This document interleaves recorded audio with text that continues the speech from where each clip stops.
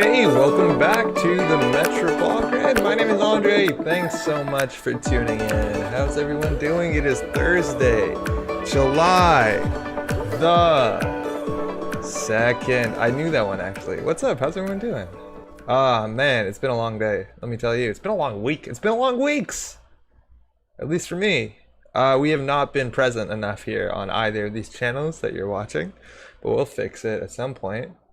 Yo, what up, Jessica? How you going? Welcome. How you doing? Also, Sam, best day of the week. I hope that's because it's Netrunner. Otherwise, Thursday's a weird choice. Telvo, what's up? Hey, Andre, hope your Canada Day was good. Not amazing. Gullet, also, hey, how's it going? Jessica says, excited to see this Faust Anachem out of the Ashes lat deck. Yeah, we said we'd do that. We need to do that. I titled this something differently, but we need to do that for sure. How's everyone doing? Yeah, it's because Netrunner. It's been a long couple weeks, let me tell you. We've been very busy. I've been very busy with like work stuff and personal stuff, I guess a mix. It was a cool weekend for Netrunner. I hadn't had time to watch it, but Nisei did their Black Lives Matter tournament this Saturday. It had like 113 entrants and they raised over 16,000 American dollars, which is like 57,000 Canadian dollars for the bail fund, and I think some other charities as well, which is a huge success.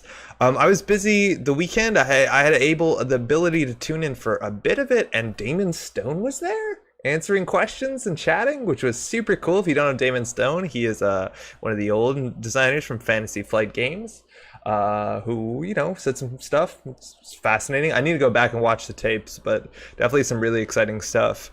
Otherwise, this week, personally, I work at Ubisoft Montreal, and today was the launch of the technical test of Hyperscape, a game that they've been working on for a bit now, and they finally get to talk about it publicly. There was a stream today, and I was broadcasting that stream, and there's a lot of work involved in that. So shout out to everyone who made that run well. It's crazy. We were like the second biggest stream on Twitch, and the stress of like doing a broadcast when there's like tens of thousands of people watching, it gets to your stomach. Anyways, all that stuff is good now. There's been a couple holidays. There was a holiday yesterday. It was Canada Day. Happy Canada Day to all. I guess tomorrow it is America Day. I haven't had those days off yet, so I'm taking a day off tomorrow and some more time off just because we've been a bit too busy setting up for the launch. So we're gonna do more Netrunner content. We're gonna stream this weekend. It's been a bit difficult. It was also Maddie's birthday this weekend, which was cool. Happy birthday, Maddie. So that was fun. That took some time too, but we're good. We're back, and we're gonna be able to make content. We gotta release that video or re-record it. It's been a long week. I'm tired. I'm really tired. So at least tomorrow off is it's gonna be a good start. Grim, ooh, cut a live stream. Hey, Andre, how's it going, Grim? Welcome. Hey, Andre, Steven, what's up? Morning, Alex, good morning. Good morning. Damon was great. I listened to a bit of Damon. I was making a cake, and I had Damon open above the sink on my phone, and he was talking about like how he designed all the cards, which is a fun flex, how he designed all the cards from what's it called? I forget. There were some like really spicy answers, but he said he designed all the cards from what's it called, Katara Cycle and Rain and Reverie, which is not a surprise. Those are good cards. If you ask me, Damon seems like a cool ideas dude, and I have no doubt Boggs came in there and polished up some numbers and stuff like that. Together, killer team. Maybe maybe Damon got the numbers right. I don't know. Look, I don't know. But it was super cool to hear him talk about stuff. It's been a while. I think one of the cooler things was him talking about like how thankful he was and other people he knows that worked on Netrunner, how excited they are that Nisei and the community is keeping something that they obviously dearly cared about alive, which is definitely really nice to hear from people who've made the game and spent a lot of time building the game, but also like in terms of Nisei hearing that. I doubt that's really, really cool. I think that's really cool. So it's awesome. Andre, good to see you. Steven as well. How's it going? Classic America Day, my favorite holiday. I think that's what it's called. Is there actually a different... It's Independence Day, right? But that's a film now. It's been for a while. I love hearing Damon talk about diversity. It's such an eloquent, simple way of putting it. I've never been able to replicate. Oh yeah, they actually did answer questions about diversity specifically. If I don't forget, he was talking about like representation specifically, like trying to play like role-playing games and how every basically class is Western European, stuff like that. Yeah, Damon did answer some cool stuff about diversity. It's definitely interesting. We can check it out. I forget what rounds is in between. I know they streamed all day and I need to catch up on that, but do check that out if you can. Yo, Brandon, what's up? How'd the tournament go? Congrats, by the way. Are you actually going to be using sub boost? Maybe. Yeah, I think so. I think that was the plan, but then I forgot that we promised we'd do a Faust deck. We have to get to that, so we'll see. Yo, Cocottes, what up? You been on a big stream? Is there a link? I wasn't on it. I wasn't on the stream. I'm just behind the scenes. This stream was like mostly virtual because it's hard to get a lot of people in the same spot. But if you just go to like Twitch Ubisoft, it's basically their countdown with a bunch of streamers in it and some videos. It was fun. It was fun. We just celebrate the Will Smith movie on July 4th now. There's 2 of them, right? Didn't they make a sequel to Independence Day modernly? Because that's what they do to every film now? God, back in my days, we only made films once. That's definitely not true. I like Ghostbusters too. Brandon says 4th, which is, I think, how we finished, but also the name of the holiday. Congrats. Alright, so we're gonna play some Netrunner today. It's been a while. I don't have a good grasp on the meta, but at least we've had a big tournament, and so people are like publishing meta decks. Also, like, no one shouted this out, which is such a disappointment to me. The quality of the camera should be 3 times as good as it used to be. This is an effect that can only be achieved by spending thousands of dollars on camera gear. Now, of course, I didn't do that, but I went to the studio, and because no one's using the camera gear, I took it home with me, because it's my camera gear. Am I out of focus? I think so. This is a nice camera. Thanks, company. Yeah, we're gonna have this for a bit. It's better used here than anywhere else, I guess. Whatever. I have a store championship on 11th. I'm considering playing this lat deck, so I'd love to see it in action before I embarrass myself. We will be very excited to embarrass ourselves first, and then if you want to embarrass yourself, or if you figured it out since then, so be it. I don't know why I didn't need to open the deck builder, did I? Mustache cam. Yo, Andre, what's up? How's it going? That's one intimate camera angle. It's good. It's also like kind of canted. The problem is I have like a really cheap desk tripod, and this camera is a bit too heavy because it has a really front-loaded lens. It's a DSLR camera, so everything leans in. So this is the camera angle we got. Buckle up. Deck list of the week. It is an RP Jinteki deck, and let me tell you, I am so not excited for this archetype. So basically, if you look at the old restricted list, on the corpse side, there's 5 restricted cards, and basically 4 out of 5 of them were cards that were restricted to negate the power level of Jinteki damage-based asset decks. Now, that seems to have been undone with the new ban list, but a lot of people, maybe I assumed the idea was that it wouldn't be too big of a problem because some of the biggest issues when it comes to Jinteki asset spam decks, Hostile Takeover, Breach Dome to some extent for replicating perfection, but not too much of a big extent. That doesn't really matter actually. But Hostile Takeover and Industrial Genomics rotated a minute ago.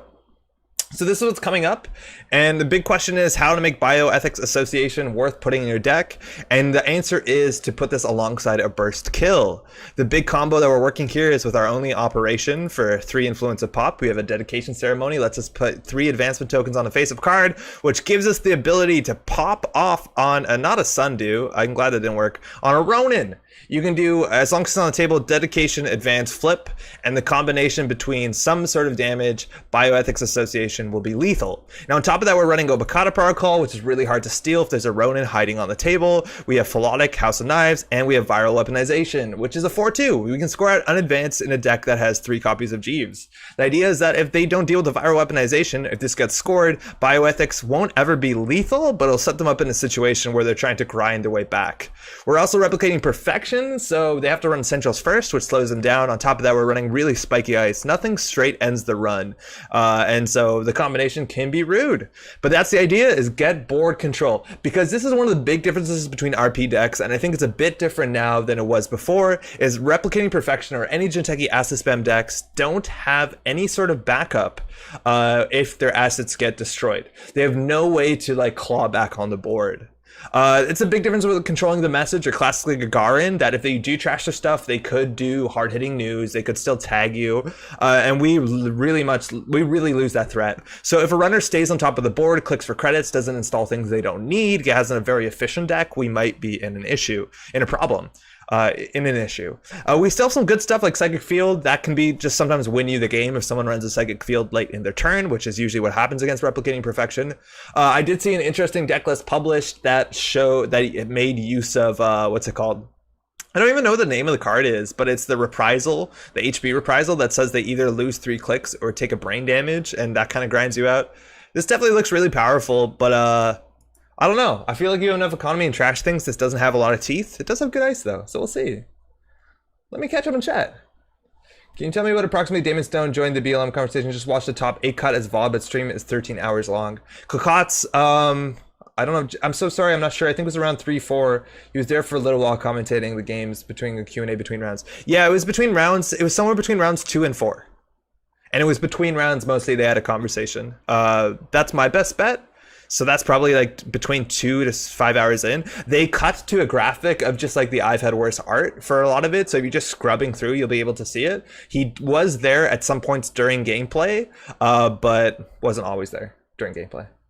One thing I caught Damon saying between rounds was how people were sleeping on Jemison. I do remember that. And I was playing Jemison on lockdown the day after, so I was worried about that. Yeah, he did say Jemison was top tier, I think. Don't misquote me. I need to rewatch it. Damon occasionally hangs out in JNet chat, doesn't he? Someone of his monikers anyways, chatting about balance. Wait, get out. So how's it going, by the way? There's no way. Sorry, Twitch chat? Yo, Thursday. Happy Thursday, Buzz. How's it going? Yukamok, damn? What's up? Yo, new lighting, new camera, looking professional. Thank you. Yeah, it is my work camera. It's just here because we're not really filming a lot else. Andre, I feel like I'm truly seeing you for the first time. Yo, what up, Rob? How's the hair? Knew there's something about the quality. There's also a weird thing about the quality where, because the lights here are LED lights, if I don't, they sometimes flicker. So let me know if you see lines or any weird stuff. Wait, you need to say how to beat this before playing it. Yeah, we just did. Yeah, okay, now you can queue up, right? Antoine, how's it going? 1x Crick seems super crazy. Also, what up? Sid, how's it going? Yeah, Crick is definitely good. One of... Sure, it's fine. The idea that, like, even on the Central, I don't think this ice is bad. But I think the fact is that they want to do more, it's not that the recursion is as good as, like, having the face checks to do damage. Like, if someone steps out of line and runs into a DNA tracker at a point that they can't afford it, then you do have a lethal setup with bioethics. So I kind of understand it, where they're going for more, like, bad face checks as opposed to just, like, board control recursion. A lot of RP decks would run multiple cricks. It's one of the best things on archives, of course, but even on Central servers, if, like, Black Orchestra has to break this for 3, and Golo has to break this for 3, and Golo is 2 strength? I feel like it's still like not bad, especially for like a 1 cost ice. Like, you can't do better than that, can you? Damn, sexy camera. Oh, nice. Thank you. Yeah, what up, Sid? Yeah, that 1 Psychic Field also is like just good tech against our friend and enemy 419, who is still very common. And we've seen, I want to go through like the tournament list decks, like the ones that people have published, because it's very interesting to see what people thought did well and what did do well. Also, Rongi Dodge came first in Swiss, but didn't play in the cut? I don't understand what happened. Did they decide not to play in the cut? Were they DQ'd? Because they keep saying that they're first in Swiss, but then writing not first. And I feel like I'm missing something. I think your mic isn't the usual settings. Oh, you're totally right. You're totally right. Thank you. It was, we did a call with Maddie's family, so we put the mic on the 2 people setting as opposed to 1 person setting. Huge, thank you.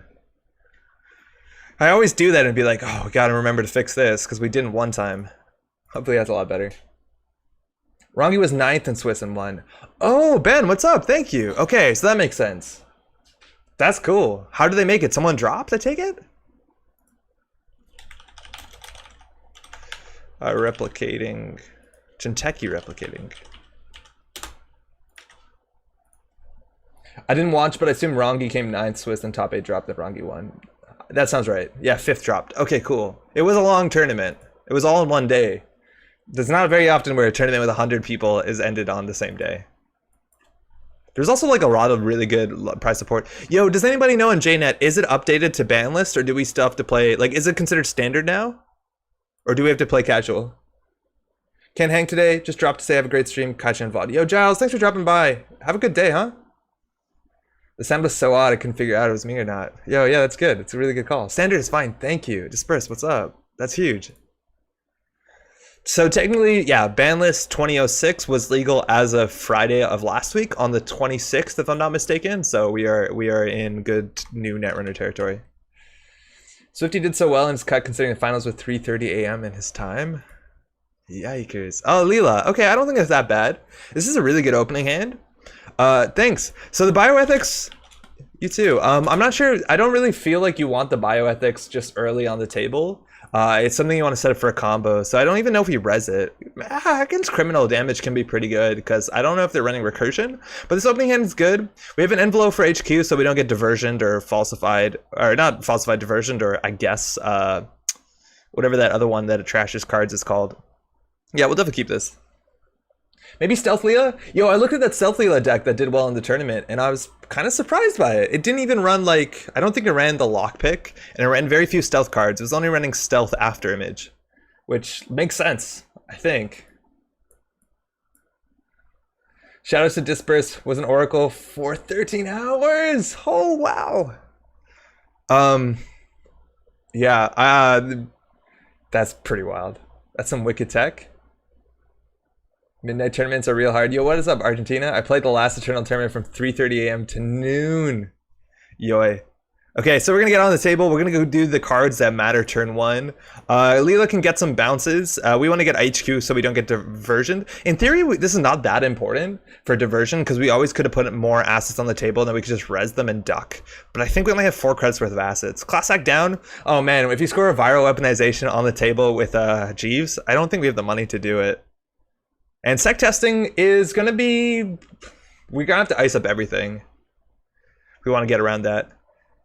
All right, so they just drew their 4. We'll res this, take the value to get this for free. I always do that wrong, and we're off to the races. Okay. So we can just install 3 if we really want to. Getting another piece of ice would be good. I don't mind drawing once. That's okay for R&D. That stops the Leela accesses, and that's a really good face check. From here, the bioethics is probably more likely to be good, but I don't know whether we want to like tempt him to trash these things. This is standard, but you might need to resave your deck. How's it going, Brick? Did you play your deck? Targeting archives makes a lot of sense. Dirty laundry, they're putting it back into grip. It's all good. Oh, wow. So first they're putting down Paragon, which is going to get their filtered card draw, get more economy. Again, if they have enough economy, they can just trash everything. So they're going to end this turn with like a run with... Oh, they're not dirty laundering, excuse me. They're dirty laundering this, which is really interesting, because now they're only accessing with 1 credit, so they can't even trash the bioethics. I don't know why they didn't dirty laundry this. I guess they didn't have enough money. So now they probably want to trash the bioethics, which we come ahead on board if they do that. They're not evening. We are going to res that.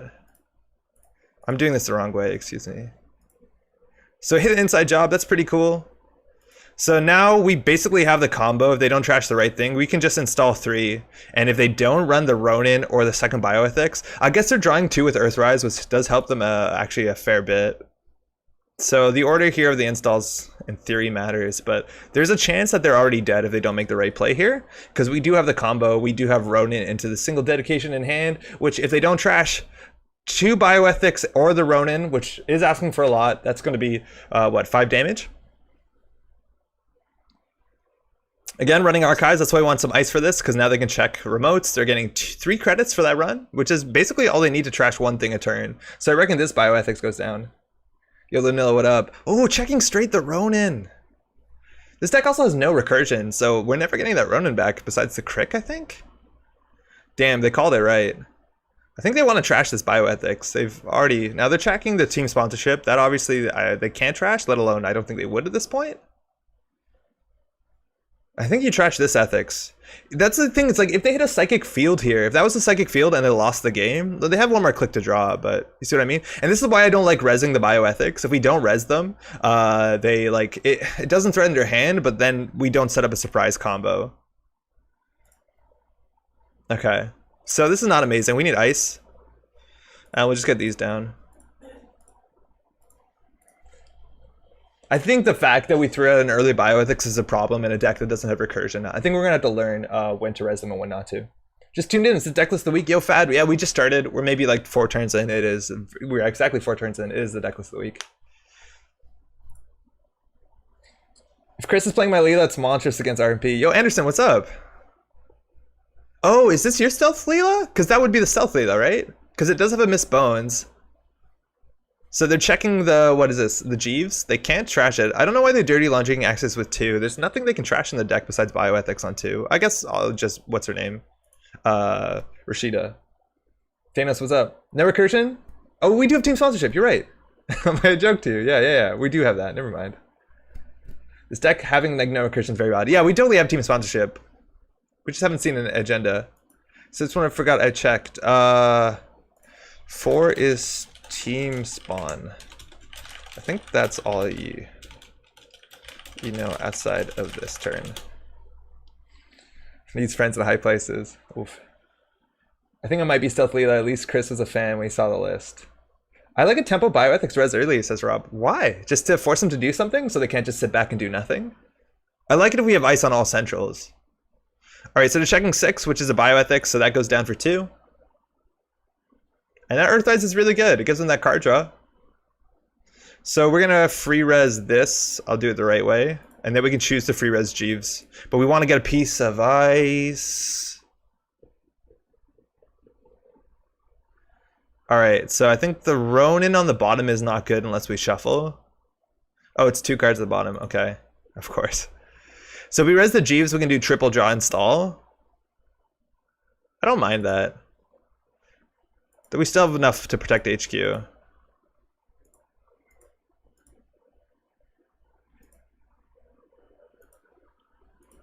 That's okay. The Rashida is another thing to do. I feel like this turn they might not check, so the Rashida is good, but I guess they run every turn with archives with this. Rob says exactly to both of those. Tsuto says, I still understand why Friends was made 1 influence when Archive Memories was 2. Design was it was a weird point in Netrunner. Not everything had to make sense back then. Yo, Aaron, what's up? How did you celebrate moving day yesterday? I didn't. I was actually at work. I gotta reschedule my holiday. I'm taking tomorrow off. If for those who don't know, Quebec doesn't really celebrate Canada Day the way the rest of Anglo Canada does. They classically call it moving day because most people move that day, but we still get it off. Trashing the Jeeves. Wow. Okay.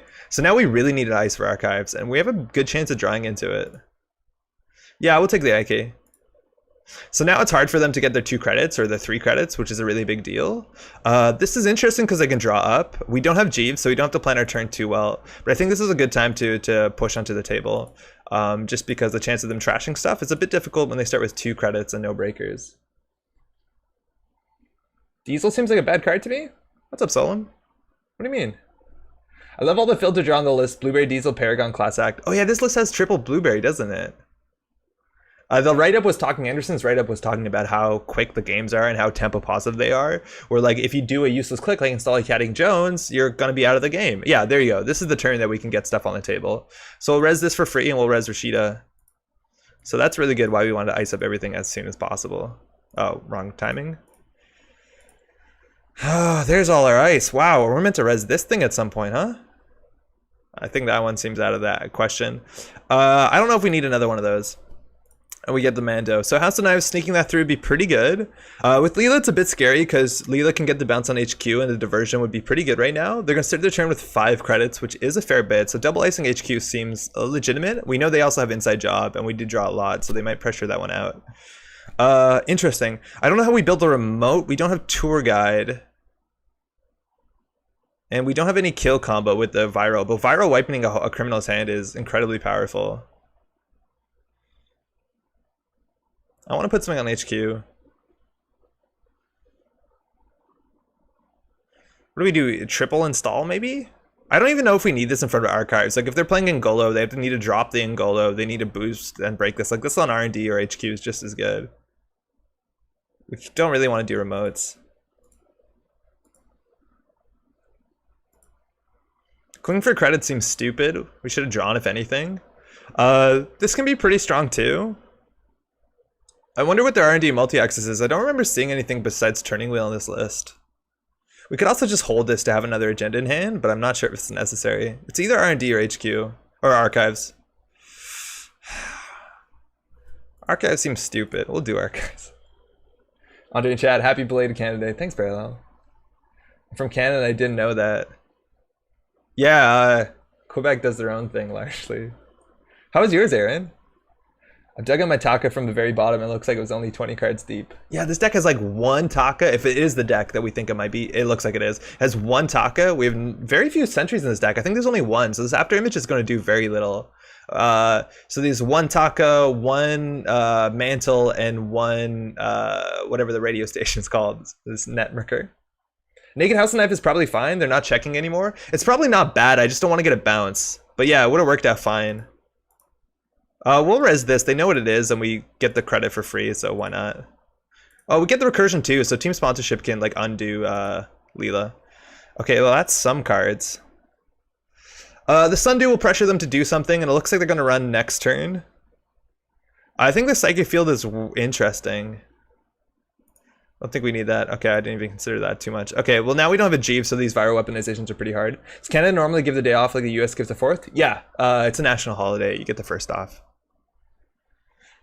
Okay.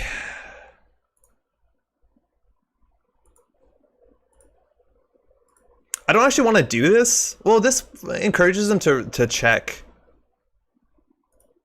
I don't know if that's good or not. Because then they're more likely to get the House of Knives. I think they want to do it anyways. This might be a mistake. Right? Because this encourages them to run. We're going to get the money regardless. Maybe they'll see that and they'll give up on this. Maryland first, maybe? I don't know if the order matters too much. This order is blind. Isn't team spawn before Leela? Oh yeah, you're right. All our triggers will be before Leela. Yeah, so we can't really recover. Excuse me. But also like Jeeves is really good against Leela because we can score a 3-2. Alright, so they did what? Sundew gave us money, class act. Draw, gamble. Okay. So I guess we House of Knives. We could House of Knives and throw out a card. And then we gotta reinstall something, so I reckon we reinstall Ronin, which they have to deal with. No, I think we reinstall Bioethics, don't we?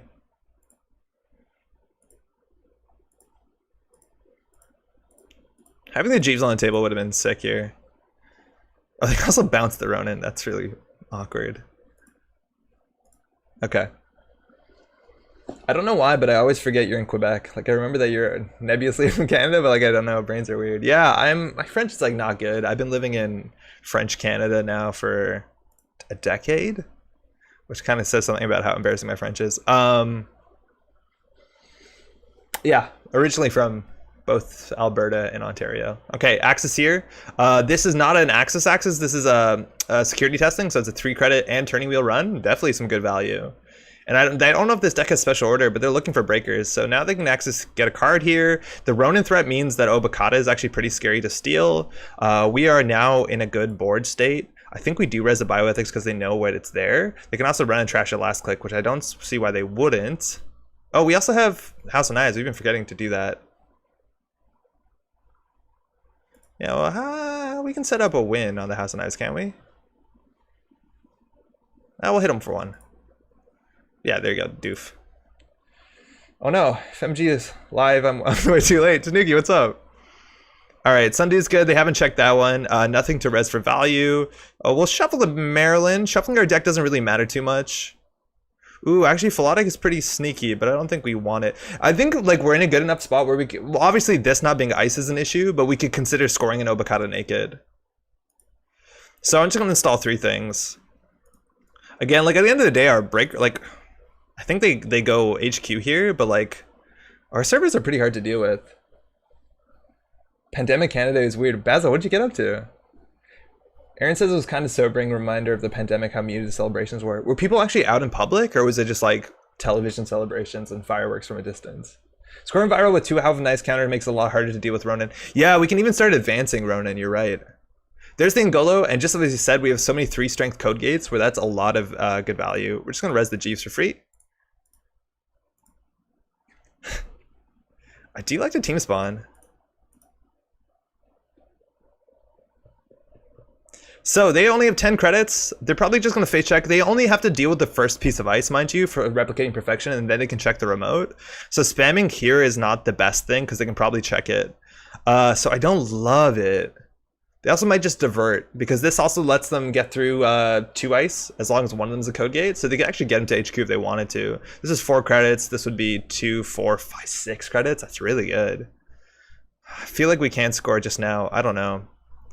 That's really awkward. Well, in for a penny, in for a pound.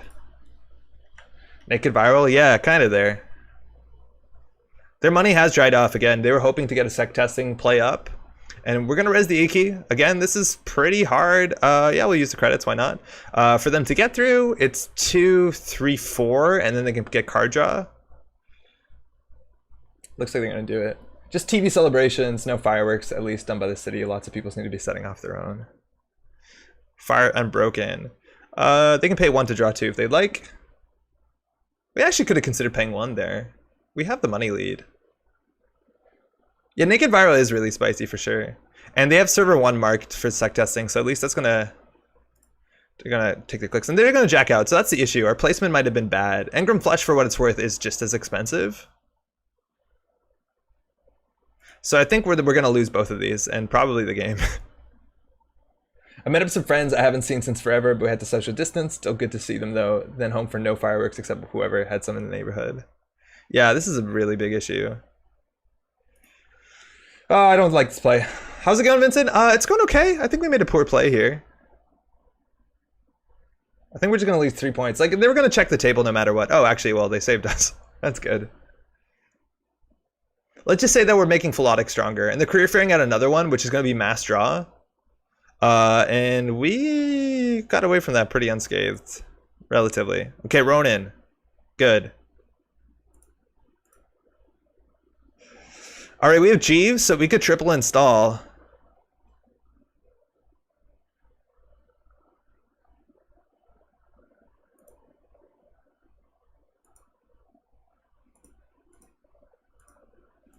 They have to think one of these is an agenda, right?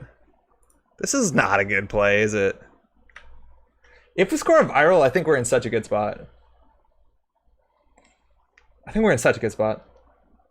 Why did Chris trash the Jeeves in R&D? They actually did? I didn't realize that. They trashed the Sundew in R&D. So they're playing falsified credentials. They saw wire viral weaponization server 23, so they have like 2 or 3 of them in the decks. I forgot to play around that. Not that we can pre-res, but they know this is an agenda, which at least draws like heat. So they might like, now they have to run R&D, run this remote, which has a likelihood that the other viral will sneak through, which is going to be incredibly powerful. Of course, they can bounce an ice, but they only have 3 clicks here. We might even see inside job R&D, or inside job essential. But they only have 6 credits. Like, we did dry their economy out. It's worth noting their sec testing is on server 1, so they can always run this for 3 credits, which again is good enough, but they did not get their breakers on the board to be able to keep their engine up, because unfortunately, like, our cheap ice is really hard to deal with in Golo. 3 strength is really beautiful on code gates against this big thing. But again, if they're just making 3 credits a turn, they could have trashed everything. I don't think they had to do much else besides like get breakers on the table, because eventually RP does this. I tuned into the CBC webcast for a bit. It was bizarre and perplexing.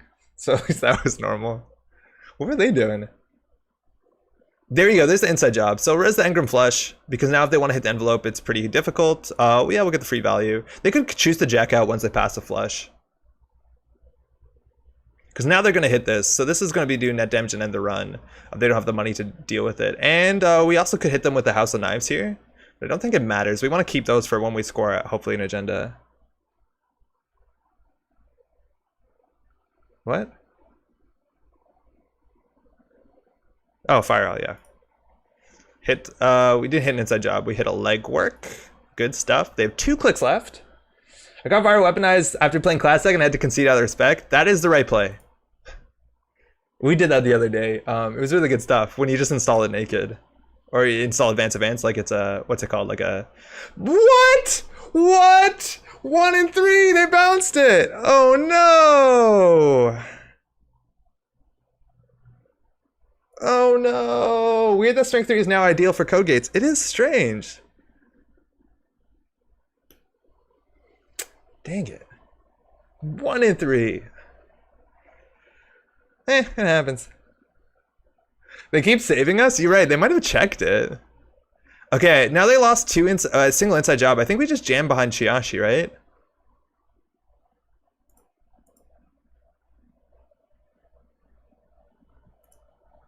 I think we jammed behind Chiashi. How many inside jobs could they possibly have? Not 3, right? Right, Anderson, right? Seems good. 2, they have to boost this one twice, right? Yeah, it's beautiful. So we can do install, but then we don't have a click left. Whatever, we just click for credit. And if they face check this, like they might die to a Ronin. I run 3 inside job, 3 boomerang. Oh yeah, we didn't play around boomerang yet. That is true, but boomerang released his cards. There's a Croter, that's not gonna do it. It's still incredibly expensive to get through Chiashi. That's a bravado, okay, that might help.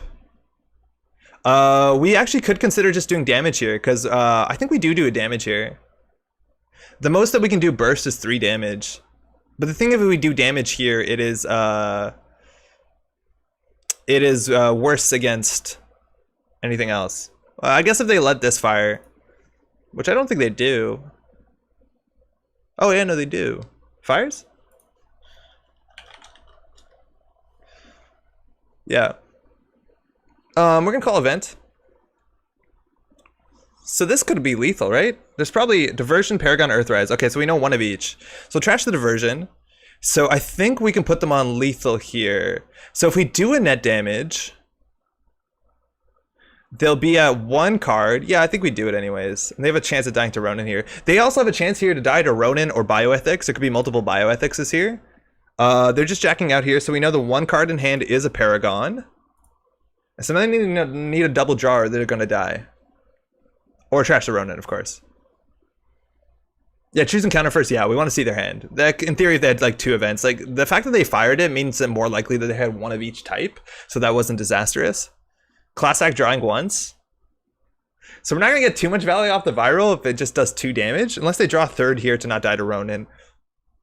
Oh wait, do they just die? Do they die to Chiashi? Well, even if they steal the agenda, we can pre-res a Ronin. Like we win no matter what here. I think they died to the Chiashi though.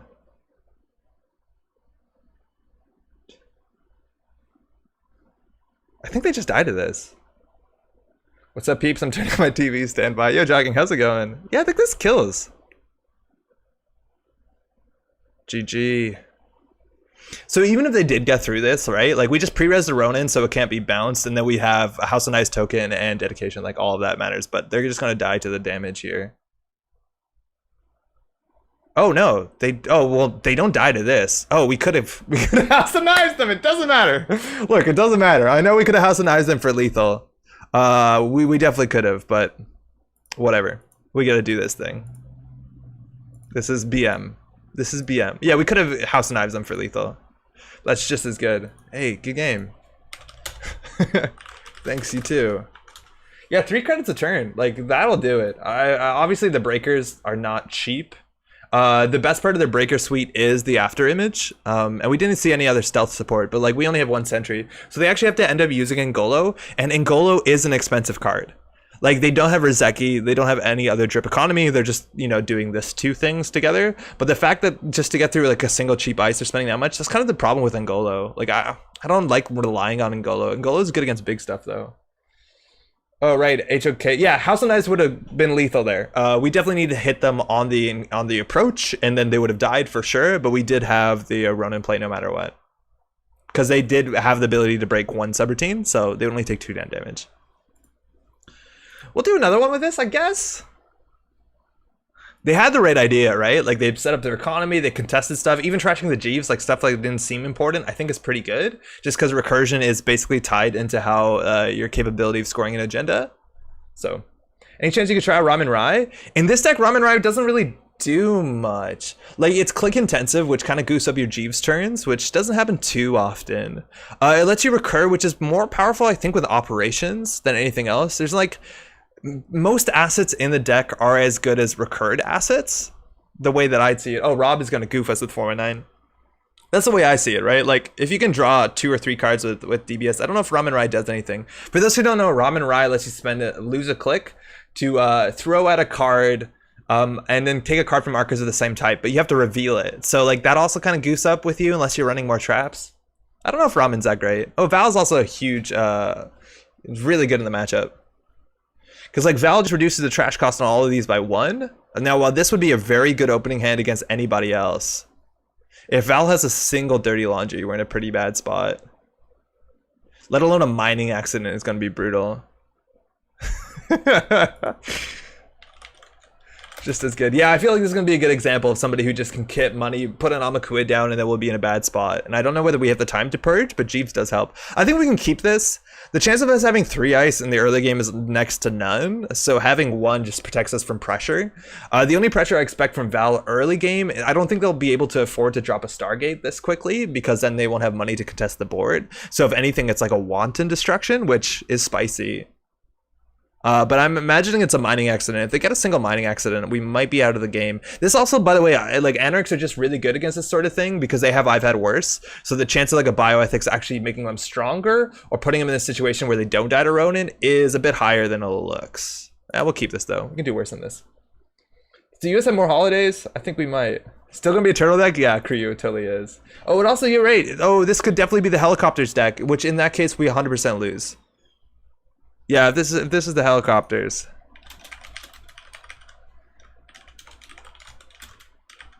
Yeah, you're totally right. Rob's deck list of the week last week was an Apocalypse Val list. Yeah, we're in a really bad spot. Oh, touche. Yeah, right, that's Hoshiko. Alright, so we're just gonna put things on the table that give us value that aren't that big of a deal. I don't want to put a target on this. They trash us for an extra click and at 1 credit. So whatever, we'll just get some value from other stuff. Double Jeeves actually might be the right play, but this we can maybe squeeze value out of. I don't know. Night. Hey, Aaron. Good night. Thanks for dropping by.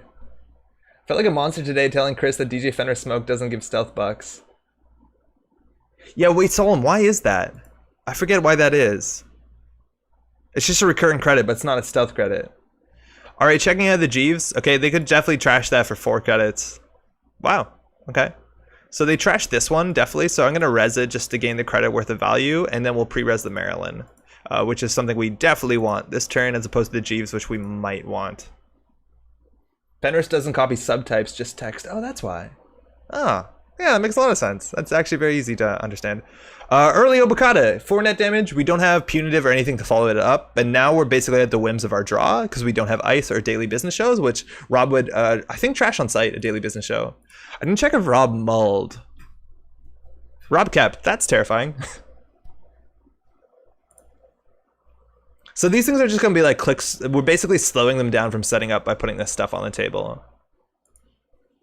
So the next second Jeeves doesn't seem good, but it's something that they might check and not trash. It makes the other Jeeves also a bit more hardy as well. Okay, Obokata's a 1 and 4. Sundew, they trash that for 1, no doubt. And there you go. That's the card that we're playing around. They might actually have double, but we actually have to pay 5 because if they have 2 bad publicity, we're in a terrible spot. If they have a second one, oh man, it's over. They get the Rashida. Use Jeeves IMO?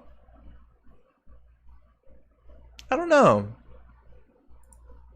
And this is exactly what we're talking about, where we have no way to pull back on board, as opposed to like controlling the message, which has traps. We only have a psychic field. So if they get economy and they just basically prioritize your destruction, good luck. We just have to make, like, if they steal this, it's fine. Now they're not drawing, and if they had a second mining, they would have played it. So we're basically hoping they don't top deck another mining. They still conceal the Obokata, so that draw there is pretty cool. Ronin goes down for 1. This is like a masterclass of why this is terrible. Oh, and then again, that Rizeki is going to also be a big issue. I think we do res the daily business show just because everything we draw goes naked into our hand. I I think we installed the bioethics. This dedication isn't doing anything. At least it's not trashable though, which is actually kind of good for our hand. I kind of like that a lot better. I think we can't res Jeeves. Jeeves has to be resed for all the actions you're taking, if I'm not mistaken. So we can't like credit once, res Jeeves, credit twice, get another click. So I think we just credit 4, but then we're not developing on the board. Admittedly, developing on the board right now is actually pretty good. I didn't realize they only had 0 credits, so 1 and a bad pub. So like actually going sideways on the board with the bioethics wasn't the worst. Drawing once is dodgy. I think we draw once, click 2. Let's see how this goes. Oh, Jesus. I guess now we have to draw again and credit. Okay. And Rozeki's such a poop card. Infusion, I kind of feel you. It's just so incredibly powerful, and I think people are realizing like that's kind of the issue. Is so many other cards you have to work for to get credit worth of value, and this is just kind of the best one of them. MU hasn't been that big of an issue. Specifically, like I don't know how hot Keiko is modernly, but that console gives you $1 billion MU. Isn't everybody from New York on Anarch APOC? I think they are. All right, so they saw the DBS, checking R&D. Okay, viral off the top. Not much we could have done with it. That's totally fine. Double draw. Okay, cool. So they're going to be on 3 credits next turn. The DNA tracker is so far from being good. I think we just want to put more stuff on the table. I think we can res Jeeves, triple click, and then install 1. And I think double DBS actually will do us okay.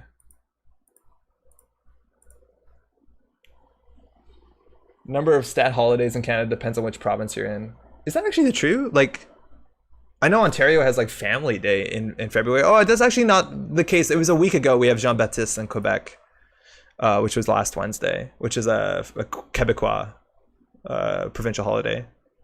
All right, I don't know if the second DBS goes to when they're only on 4 credits. BC got Family Day after Alberta. I know that. I was in, this is going to date me, but I remember being like in high school when Family Day was announced. The birth of a holiday is an interesting thing to behold. I think we definitely need this. I just don't know what we're drawing into. Like, again, crawling back is so difficult. The Psychic Field actually is one of the better draws for sure. So we could do triple install. Fine. But, like, scoring this is not doing anything for us. And I'm actually going to res. No, if we res the Sundew, yeah, we get our money back, so we actually can do the Psychic Field. But if we get our money back, then they trash this. They might not check other stuff. Maybe that's stupid. Ontario got Family Day basically because everyone's howled it and we felt left out. Classic Ontario. I think February had no holidays though. Okay, House of Knives at the top. They're checking the Sundew. By checking, I mean destroying. Yo, Piox, what's up? We're losing with the Decklers of the Week. That's our plan. That's a Psychic Field. Ooh. Ooh. The issue here is we're going to hit I've had worse. Oh, we didn't. I was pretty sure Rob just wanted us to spend money there. So we have Amakua. We're going to lose the Philotic. Next turn we can probably jam the Obokata, but we can't score it because we don't have money, let alone the clicks. So we hit the Amakua, which it's wild that they didn't put it down. But again, Rob is doing exactly what Rob needs to do. Just get money, check everything. Is that wrong? Am I better off drawing? I don't think so. Do you know what server 2 is? Yeah, I think you do. Seems fine. So the only thing Rob can die to here is a Ronin on the table, which they can trash, or a Bioethics they can trash. They know what server 10 is, they know what server 2 is, so this is the right play. There's no Neuro on this list. Now they know our list, which it wouldn't be the case in a tournament, but that's a big issue here, is do you draw or do you not? If you draw, you die to Ronin, so this deals with 2 ways to lose, Ronin and or Bioethics, and they would actually die to that too, but we didn't have the money, so no. All right, so we're down 5. The single crick doesn't do too much, but I think the Mamba Temple does even less. And yet we kept it. Yeah, we're done. For me, it's too cheap when you compare it to data folding, which is but more balanced. I agree, Infusion. I do think it's a bit cheap. Like, it was meant to be compared to, what's it called? Underworld Contacts, which had a 2-link thing attached to it, which isn't that much work for certain runners, but the 1MU doesn't seem to be a pretty big cost. And I feel like this card is so good, it's gonna limit, like, other people. Like, are people gonna play RNG key over this in certain lists? Probably not. Are people gonna play other weird 2MU cards? Probably not. It does keep Shaper in check. But yeah, we don't have a line out of this game. And again, all Rob had to do, we had to draw no ice, but all Rob had to do is click for credits, play good money, be efficient. Val made them like 8 to 9 credits worth of free value, and then just trash everything. I love how it's the word value. I don't know. Clicking for credits seems important, but again, I think we have to just slow the game down and just click for credits because we need to score behind ice at this point because they have no breakers. We actually could have drawn for Ronin. Unlikely. Value, exactly. So they can't steal the Obokata. So we're setting up to jam the Obo next turn, which Rob is fine with. But Rob could like do what? Draw, run. It's not good. Mamba Temple, not trashing it. Trashing the Jeeves though. We have a second on the table. Feels good. And drawing again. So we could put the Obokata out there. Sai sent on. So I think we needed to put the Obokata out. I wish that we could keep anything else. I think we just put these 3 out and click for credit. No, we have to put these 3 out and then advance this. Yeah. So if Rob has burst draw... Oh, piss. Wait, do we even have money to... We don't even have... If we res Jeeves, when we advance it, we'll be on 2 credits, so we can't even score it. Okay, this was stupid, but whatever. I miscalculated that heavily. Ooh, 0. Trashing the stim hack. Pretty good for trashing stuff. And again, we lose to a single viral on top of the deck. 4 credits are going to start checking stuff. If they do see the Obokata, they're going to prepare for it. Okay, well now they know what they need to do. So we need to get ice in front of this that does damage. Ramen Rai with DBS turns into a 2-card mandatory. Sort of, but like no card here we would... Like Ramen Rai does not stop us from losing here. Like none of these cards are better than cards from our deck. That's the way I see it, at least. Like, Ramen Rai is really cool if you play like a toolbox deck, where you can always pull Consulting Visit, or like Tag Punishment, stuff like that. Or like Restore. No, that's kind of silly, isn't it? Okay, so they know there's an Obokata. They don't have cards in hand. We have to advance it once. Honest question, I know a lot of the game has changed, but why does 0 need to make a comeback? Brett, I think 0 made a comeback because it's an interesting card. It's a fun card. It's a strong card, but it's fun and it's interactive.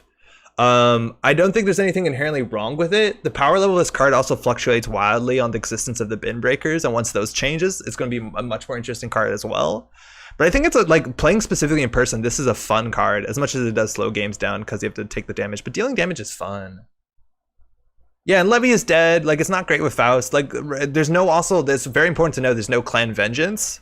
So there's a lot of reasons why this isn't horribly problematic. I think we just do triple credit ice this, but like, that's by no means a winning play. At least we can res this thing. Fair enough, very good points. Bin breakers and Levy. Yeah, it's a fun card. It's a fun card. Like, I think that's the biggest deal. Yeah, Anarch lost Inject. Anarch also just does need card draw modernly.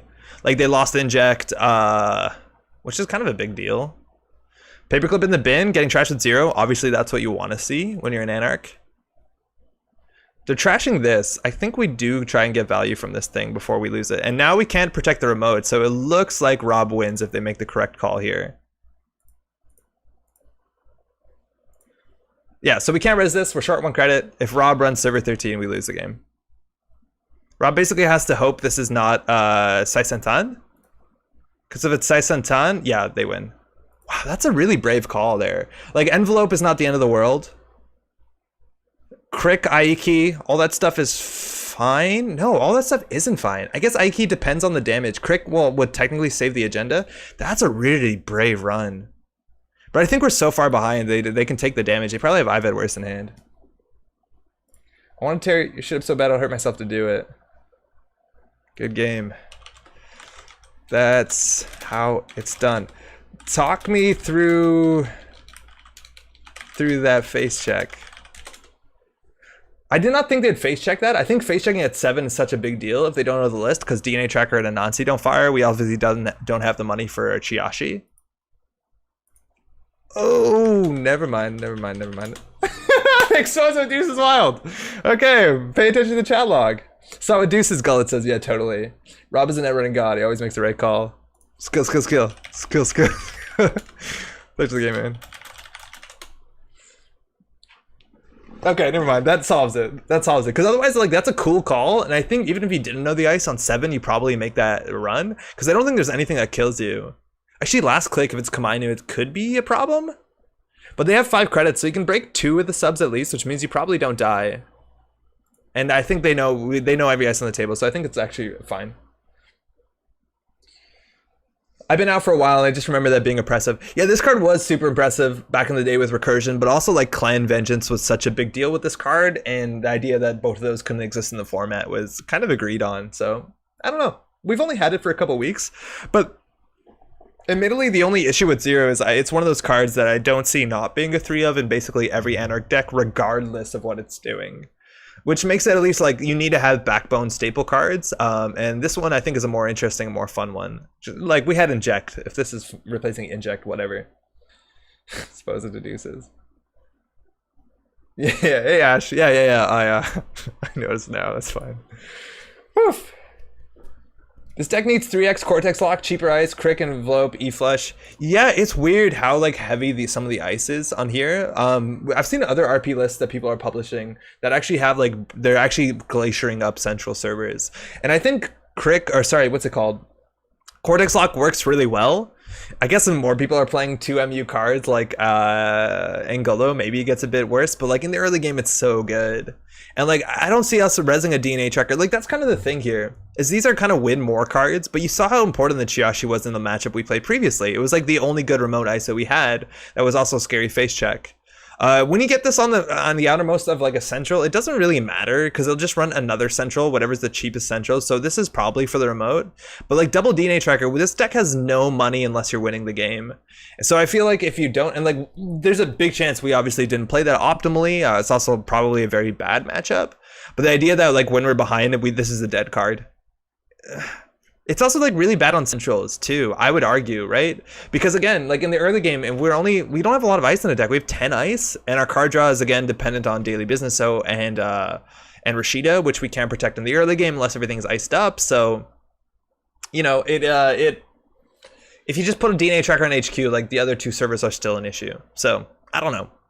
I could see the ice suite getting a bit more, bit lower in cost, like Jogging is saying, and then just rushing out from there. Engram Flush also, like, it's a really good card. It's cheap, it works with your win condition. Ike's a bit interesting because it also lets them redraw, I guess, if you lose the side game, which counteracts what it does itself, as much as like the damage technically is valuable. But it's interesting. Opon says, seeing Rob play against RP gives me hope. Then I play against RP gets absolutely drowned. It's like so deck dependent. Like that's like, you saw how Rob played it, and like if your deck doesn't have this value in it, like it's a shame that we closed it already. Hold on, can we see the stats on Rob's side? But like how much money Rob made off of their ability, is it ever going to show us here somewhere? How much money that they made from Bad Pub?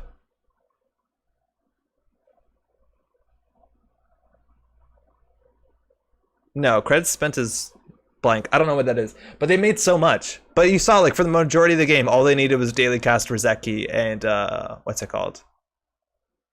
Nah, that's probably it. And bad publicity. And also, like, hey, if we went down to 5 credits, that's 4 credits at some point, and they got the mining accident, which we did play around, they have 2 bad pub. Like, oh boy, it's over. So yeah, that's how I feel about RP decks. Like against things that don't set up too quickly and can't contest the board immediately, they can snowball, but they have no repercussions from being behind on board. Like they can't recover. Okay. I played as Edward Kim versus CTM yesterday, and that made me sad. Yeah, Leopold, that's a hard matchup. It's one of the hardest ones, especially if they... No, but it needs to be installed, right? Controlling the message says installed card. So if you're Kim, you're fine until they score an AR enhanced security. If you want some hot tech for that, run archives first if you can. I know it feels bad, but if you run archives and access an operation in archives, it turns off your Edward Kim ability. That's like the best tech you have. But the idea is that if you play Edward Kim and anybody scores an AR enhanced, why is it not auto completing? Is it because it's their hyphen? Yeah. It's not a choice. Okay, we saw Dumbbrick playing a Faust deck last week. It was a Shaper Faust deck that seems absolutely ludicrous. I copied the deck list into Word document, but I think someone actually even copied it into the YouTube comments. So we're gonna go check that out, and then we're gonna play that. Faust Lat is fun. Yeah, it's Lat. Excuse me, I don't think I said that. So I think someone pasted it in here. Yeah, Mr. Gacido, excuse me, thank you. All right, let's see, this should copy in, right? Nope, can't take all of it. Thank you for that. Brick was kind enough. Did you play this, by the way, on Lo-Fi Hip Hop to Beats to Study 2? Did you play this in the BLM tournament, Brick? Or any other tournament since? Like, what can you tell us about it, if you can give us a crash course? Because it's like a nutty deck. It looks really interesting. Do you also have a name for it? Lat ethical hacker, freelancer, excuse me. So this is Lat. Lat gets free card draw, which can be good because we're running Faust, and Faust can be good. So what are we doing here? Well, we have a couple cool plays. If you don't know, any paid ability like trash a card from your grip, you can do it any point in time at a paid ability window, which means before you end your turn, you can in theory discard a card from your hand to make sure that you match hand size with the corp. That can be interesting because this deck does have cards they don't care if they discard them. Cards like Out of the Ashes. You just don't care. You can get rid of it. It's fine. That's also interesting because we have Onacom, and Onacom says the first time an event is trashed, and we're running 23 events. So the idea is that you can throw out a card at any paid ability window just to get a free clickless card draw. With Onacom. It's also really important that this is first time each turn, so you can do this on the corp's turn. So before the corp ends their turn, if you just want a different card in your hand, you can throw out an Out of the Ashes with Faust to draw another card, or any event in theory, if you don't need the third modded or Harmony AR at that point in time, which is super buck wild. Win condition, unfortunately, a bit lacking. We have turning wheels, that's really it. Sec testing is a cool way to get money when we're not paying a lot to break ice. We have Rizekis, we have a Palangi too, which is interesting because we have Paperclip. On top of that, we have Angola, which is also very flexible. We also have a single Hushik that's worth saying, and it might go a bit further than a single Hushik on the basis that we have a Harmony AR therapy, which lets us recur cards for Faust, let alone lets us put Hushiks back in our deck over and over again. We also can draw pretty aggressively with Onacom in the late game if our deck is pretty thin. So I think with Hushik, we're going at a 2 cost if I'd guessed. So we have Onacom is 3-1. So we have Turning Wheel, Caddy, Hunting Grounds, Beth, Rizekis. That's probably good enough, right? Grim says, I like this deck. It's pretty interesting. Against assets, we have security testing. We might be okay. We have dirty laundries. We have day job, which is a bit hard to play, but at least it does give you a card back with Onacom. Onacom modded also, just like the hottest combo ever. So I feel like even against some asset stuff, we could be good. Big trick of this deck is Hushik into a turning wheel dig. Wait, why? Oh, wait, to close the game out? We also do have notoriety, which is a lot easier to play even in the early game with Out of the Ashes. Yeah. The name is Faust as a breaker? Question mark, thank you.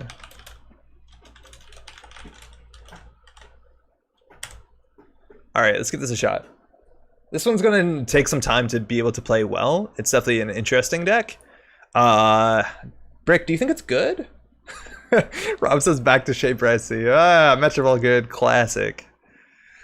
Yoy. Joining the stream late, we're playing Netrunner, I see, cool. Jacobus, how's it going? Welcome.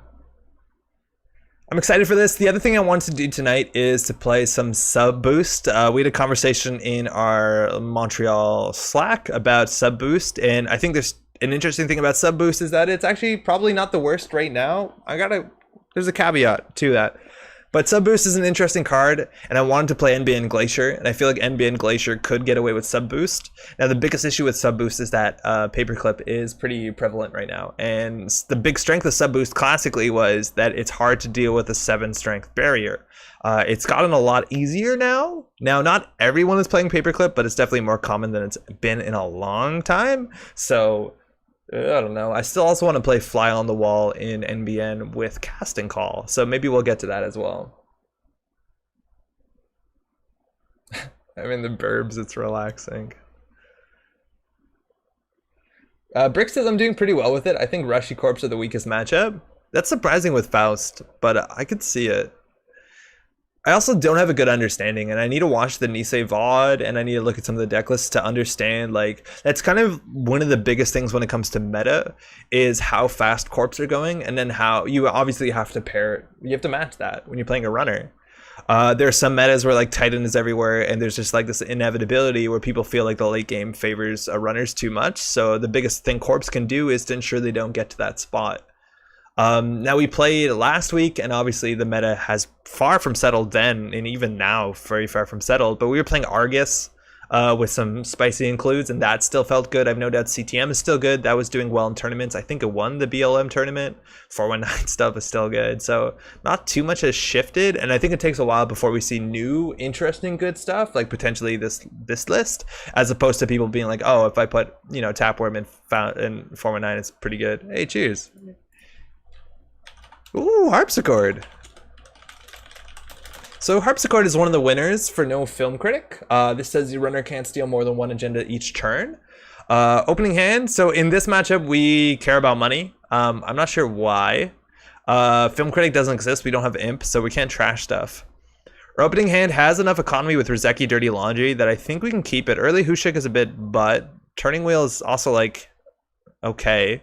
This deck also ensures that like it's gonna take us at least at a minimum 7. That's not true if they run 2-pointers, but there's like a minimum amount of turns that we can win the game in on the basis that we only steal one agenda a turn. So we want to ensure as much as possible that we get accesses every turn to make sure that we can get there.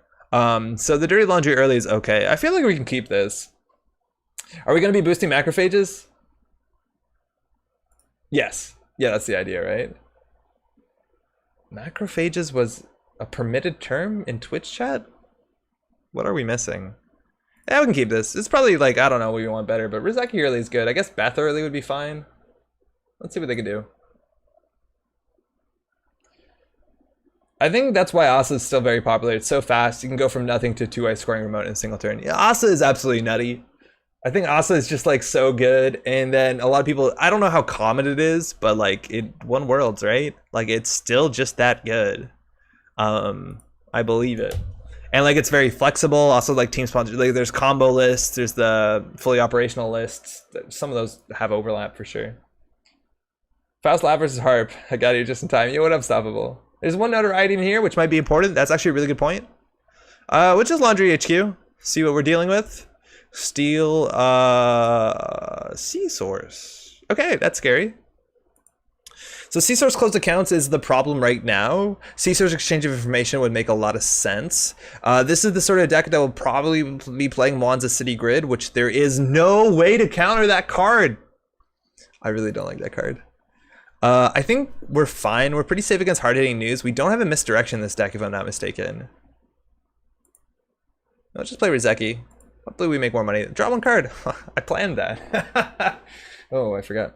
There's a deck list added that did Sarswati lockdown and antivirus that looked cool. Yeah, we've actually seen that a couple times, Thanos. The sort of purge-based Sarswati stuff with Cyberdeck Sandbox. The thing that makes like sub boost so interesting in specifically in NBN is that they have so much high strength ice, and as soon as you get that stuff and end the run, okay, well they have a lot of money now. Polyp from Wanza, they don't have to pre-res. You could. But like they have 3 Wanzas, like I don't think it cuts it, and then you still have to pay 5. Like you could be like misdirection or not so much not misdirection, sorry, councilman and theory interdiction classically, but like I don't buy it, especially if they put it on HQ, right? Like how are you gonna get the polyp down? All right, so I think we can check one of these. I don't know, they have a lot of money, but Sea Source doesn't seem that scary yet until we steal a 3-pointer. Oh. It's a snare. Oh, I don't want to trash that. Sorry, I don't want to trash that.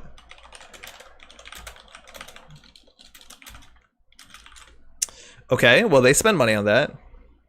The reason why I don't want to trash that is there, in theory, are reprisal cards. Putting this into archives just means it's a bit easier to recur. I have no interest in trashing this. I don't know if there's any punishment not to. All right, so we lost our multi-axis. We lost a Rizeki. All that stuff is pretty bad. The Rizeki, I think, is definitely worse. We could have lost the Out of the Ashes easily. Thank you. Yeah, that's not too bad. They'll res it, though, which is cool. And oh, we could have kept down to 3 cards, but whatever, and we'll clear the tag. So in theory, they could have hard-hitting news this here. We could remove 3 of the tags, which means we usually don't die. I can't tell this deck. Oh man. Snare into Beal. All right, let's diesel into Dirty Laundry and go HQ. Oh, sec testing is going to do a lot. All right, that's the only agenda they're going to score, huh? So now the C source is a bit better. Again, we just want to run centrals as much as possible. Accessing a snare last click is pretty dumb. News tame, take 2 tags are at score area. Okay. All right. Wait, did we play a harpsichord deck like a couple days ago? Yeah, what were we doing?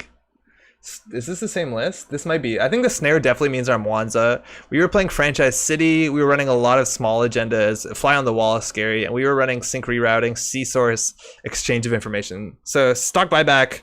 I don't think there's too many good reasons to be playing the negative agenda cards. All right, they did card credit IPO. There's not too many reasons to run the negative agenda cards besides like stock buyback and the fact that we don't have agendas so we can't win. So this does seem like a similar list. You get our accesses in. All right. Guess we can draw. Oh, wow. Should have planned our turn a bit. All right, not particularly compelling. If we planned that a bit better, we would have got turning wheel counters, which is definitely good. Did we play this harpsichord deck when Film Critic existed or after? Lat?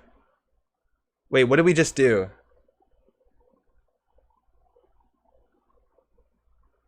Did we not lat? How many cards were they at? Think of the draw. I'm not. You're right. I totally am not. So I don't think we care if this is a snare. Like if this is a snare, it's totally fine. Losing the Angolo is a bit of a bummer. Losing this is the worst. We can recur cards. I think we want to check what this is. If it's a snare, it's fine. It's a QPM. Okay, we're not tagged.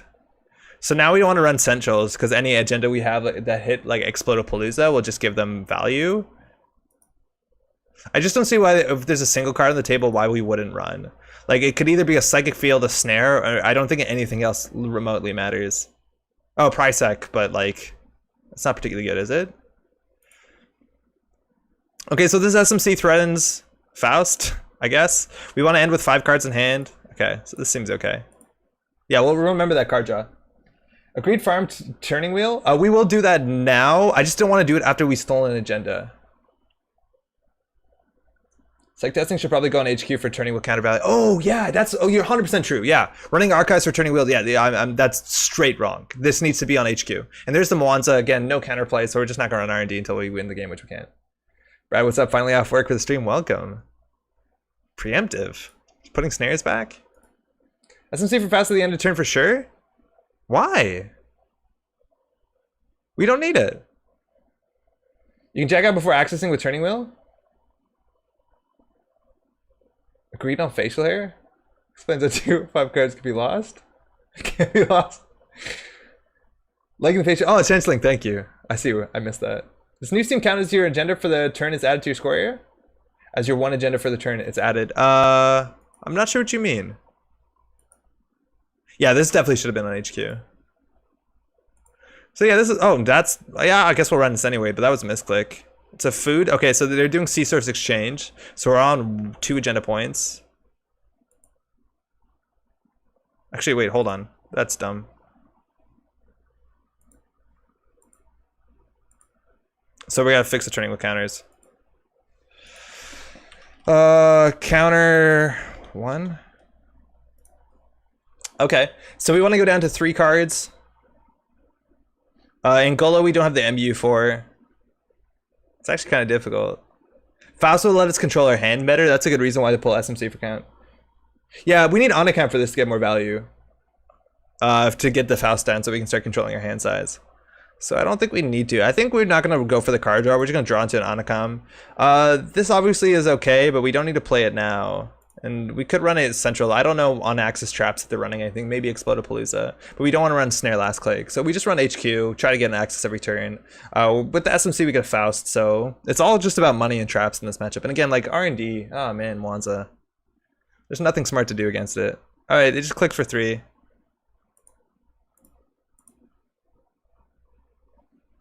How close are we to... Wait, what does Hushuk do against Mwanza?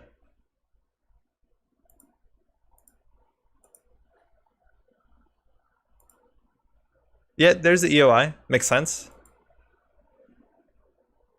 We're just gonna keep going. They have 3 snares still in the deck, so the multi-X is a bit scary. This is definitely the deck list. I think this is our deck list. Running last click is disastrous. Well, not that bad. Like, the EOI isn't amazing. They have 4 cards, so we'll just play the gamble for a free card draw. Pay no attention to the EOI behind the curtain. Alright. Paul up in every deck. Yeah, I know, but like they have 3. Like, it doesn't do that much. Especially if they put on HQ. I think it replaces Axis. Jeff, how's it going? Yeah, it does, right? Like, it should?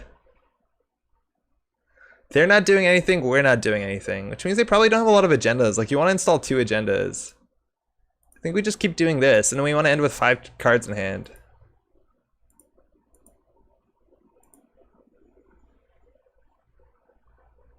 We could always throw this out and clear 2 tags.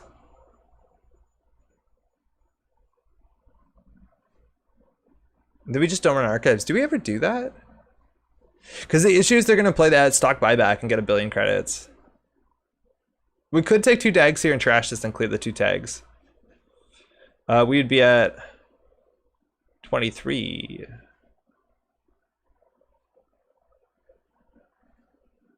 Yeah, we'll just grind it out. Whatever. Just don't run last click for snare. EOI. Cool. So we want to install a card to get card draw.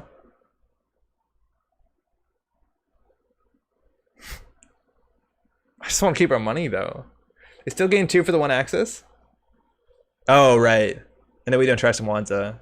It's interesting, but like the most we can steal is 2 points. So he'll be on 3. Setting up a notoriety seems to be pretty important. And that's a good reason why not to trash out the what's it called? To not trash the news team is for notoriety, because we're going to be running archives. So we can, like, the problem is here is if we install Angolo, we could mod an Angolo, but first pop SMC. Do we have another Rizeki? Like, what's in our deck that we want to actually, like, aggressively SMC for? We don't have another Rizeki. I don't think we do that play then. I think we just click for credit, as boring as that is. Listen to Phil. SMC for Faust and feed out of the ashes that puts you on 4 cards. Yeah, that's fine too. We could have done that as well. I just want to keep our money up. Like, I don't even think we're gonna have to install Faust this game. Let us look as the ice suite if this is, again, we're convinced the deck it is. Like, what's their ice? Data Raven. Okay, that's gonna be hard to deal with, but we do have the what's it called? The Haunted Grounds. Excuse me, let me move my head. A Gutenberg, that's a problem. IP block, slot machine. So this is a problem if we install the Faust. They only have 2 of it though, so the chance of it being a big problem, I guess it does stack with Data Raven. I just don't see why we don't run this every time. Like, what could this be? If this is a snare, it's fine. They spend more money than we do. It's a 15 minutes, okay. That actually does matter. That's annoying. I think that playing the deck this way is fine. It has a cute engine, but generally just a high econ deck. Yeah, the thing is, like, they're going to capitalize on us by putting us in a situation in which we're tagged. So the only reason I want to draw is to find hunting grounds, but we get free card draw anyways. I guess we could run here. The only thing that we're, like, a ward bait isn't particularly good is, like, Explodapalooza. If they shuffle this in, whatever. Oh, QPM. Okay, so we know that's in there. We just can't steal it. So we can spend our whole turn. Oh, there it is. That's perfect. We can spend our whole turn getting a QPM from hand. The issue, though, is if there's a snare in there and we access in the wrong order, we hit the snare first and then hit the QPM, like if we do dump the turning wheel. So I think we'll just go for singles. Running R&D every turn is how you win. Not with the... What's it called here? Like, we can die to double snare. If we don't have 5 cards in hand. Like, if there's a, assuming that's the Mwanza. Alright, so it's a QPM, it's a snare. So we're definitely gonna play this first. And we're just gonna check things. I don't think there's anything that can, like, mill our money. The only thing is, like, if it's a QPM and a Beal, they'll be ahead of us. Yeah, like, that's a bummer. So we have no reason to check that out. They have 4 cards in hand. This is stupid. You can get free card draw if you draw as well because it's discard then lat. Oh yeah, you're totally right. I do forget that. Yeah, you discard down to 5 cards and then you get a free card draw. So drawing is probably correct. I want to draw here though because I just want to see more of my deck. Oh, we don't need this.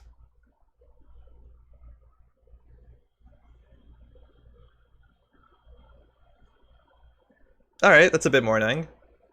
They got the better end of that deal for sure. They have 5 cards in hand. Remove out of the ashes? No, thank you. We don't need to do that. Yeah, they have 1-pointers. They need 1-pointers, yes. But like, this is going to be the whole game, unfortunately. EOI, okay. Just don't run last click, right? C-Source, okay. Well, we have more money than them, so click for credit, get a free card draw. We actually could have drawn there. I don't think we need the modded. There's the Faust. How are we so rich? Don't have to spend any money. We literally spent no money on anything besides installing these 6 cards. If it's Moanza, you can even mind them having 1 billion credits. If they don't run Sandberg, what's the issue? C-Source is an issue. Now they have it on HQ. Double Snare is an issue. Triple Snare would be lethal, and they have the money. So there's some small risks, and we know that 3 snares still in their deck. I don't know what the fuck that is. Excuse me. Sorry, YouTube did not hear that.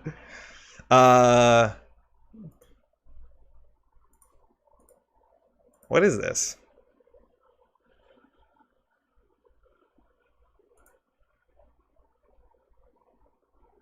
Okay, wait. This is no longer the same deck. It's technically a slightly different deck list. Our version did not have NGO front. I'd argue that the NGO front wasn't particularly good.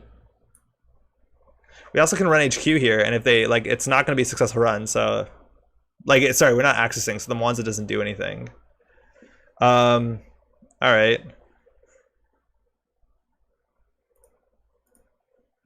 I'm sorry, this is a bummer. I like how they now stack cards more. And before Junebug? It would have been fine.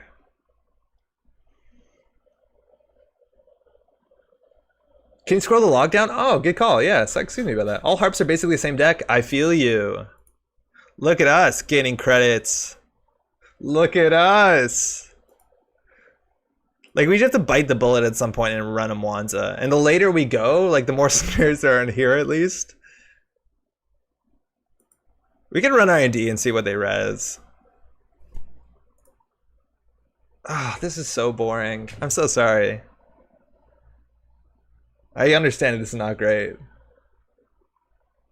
Like, that's the thing, is like, it just comes down to when we snap and we'll be like, fuck, I'm gonna run, I don't care, I'm gonna run them once and hope we win. Because like, the smartest play right now is they still have to score in a remote, and they're so far away from doing that I think we can do literally nothing. Pressure on Corp, they get decked, you don't. Exactly, but we don't have to do pressure on the Corp. Literally just gaining 4 credits, they can't beat 5 credits a turn. Like, that's kind of the issue. And we get free card draw, so we do mill ourselves. Ooh, double sec testing, we're gonna be so rich! Hushek here? Do we even have a good Hushek? 2-2-2? No, we can wait. We're in no rush. Second basically war games, because the way to win is not to play. I haven't seen the film, but the idea resonates.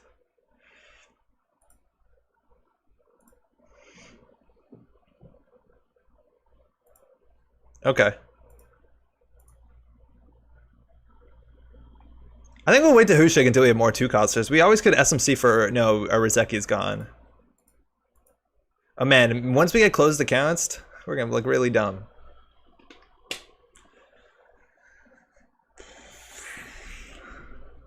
But now we can get 6 credits a turn. Yeehaw! Ice? Fine. That doesn't matter.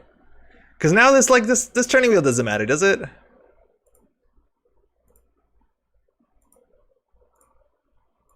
Spend some money, I guess.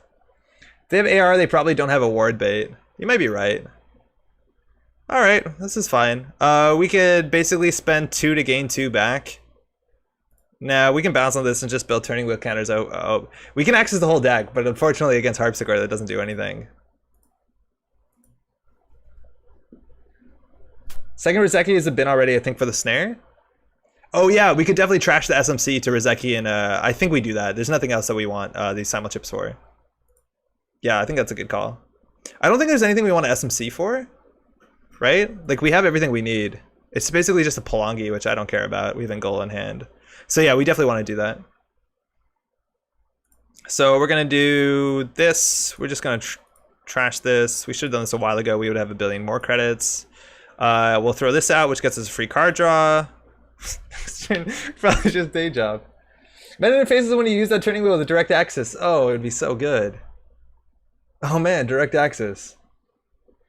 So they never try to score out anything that isn't a one pointer. No, they have Beals. Like they can just do it where they can win off us being unlucky, right? Like they just install an agenda and a smaller agenda, and if we just like we only can steal one, so they can ensure that they slowly get more points. And at some point we just have to go all in on the Hushik, but we can't Hushik and run the remote.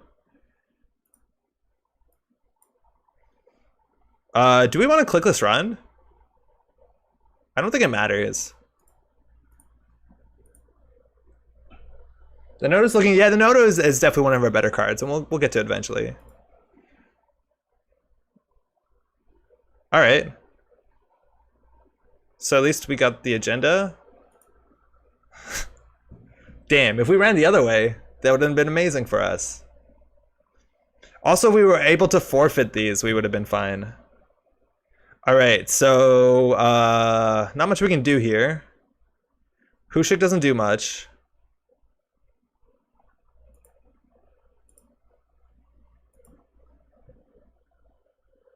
Shell game is a little silly without Franchise City in the mix. Yeah, we've seen one already for what it's worth.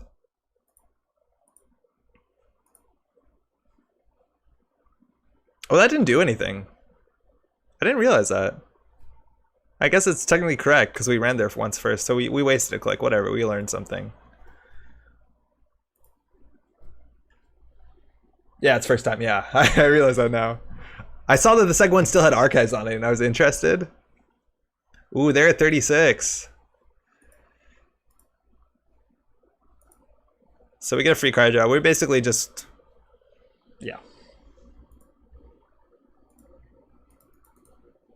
Oh, actually, no. We probably should have Hushuked here. 2, 2, 2, 2, 2. Yeah, we definitely should have Hushuked there. Actually, yeah, we're going to undo that. Because then we should recur the Hushuk. Like, that's the play that we could do, is we could Hushuk and then Harmony AR therapy the Hushuk. So we'll Hushuk here. Yeah, we have a full Hushuk. This would be silly.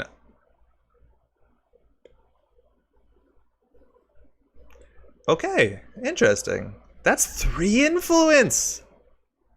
There's no card that cares about how many agendas we have besides stock buyback, right? And we have to worry about that because they're gonna get a lot of money, and then the C source is like legitimate. Like actually getting as much money as we can is really important. All right, so continuing counter ice. Well, strength modded break.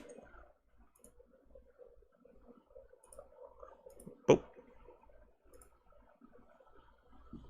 they could be splashing game changer. You're right, they could be, but that seems like a lot of influence. We've seen snares and meridians. Like I don't know if they can make it. Wait, 2, 2, 2, 2. Oh, it's only 4? What am I doing? That's not right. Oh, that's good though. All right. So we can just AR therapy here and get the Hushuk back in. I think that's fine. Okay, so we'll get Hushuk back, laundry, diesel, just money, gamble. I don't want to do another card. Cool. Yeah, just draw for the Noto. Yeah, we can just draw for anything. We probably didn't need to shuffle all those cards in. I think we could have just done one card. If we just did the Hushuk, we would likely win. So yeah, I feel like levying all the other cards was a mistake. It said they're on Game Changer, but not with Meridian. It's a lot harder. It's a lot harder. Oh yeah, the 15 minutes goes back. Never mind. Okay, well. Yeah, we can get a free run here. Yeah, it helps us. I don't know how else we'd use this. They're only on 4. It's a no! No!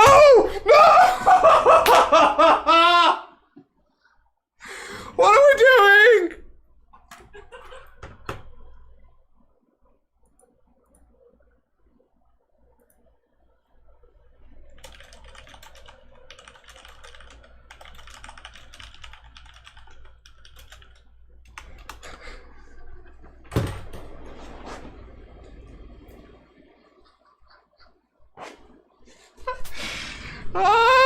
I was just like, check the board, we're gonna win. We're gonna check the board.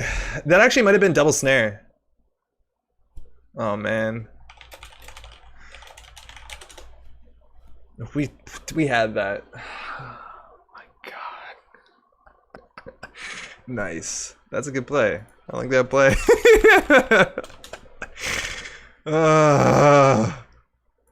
Okay. Sorry, deck.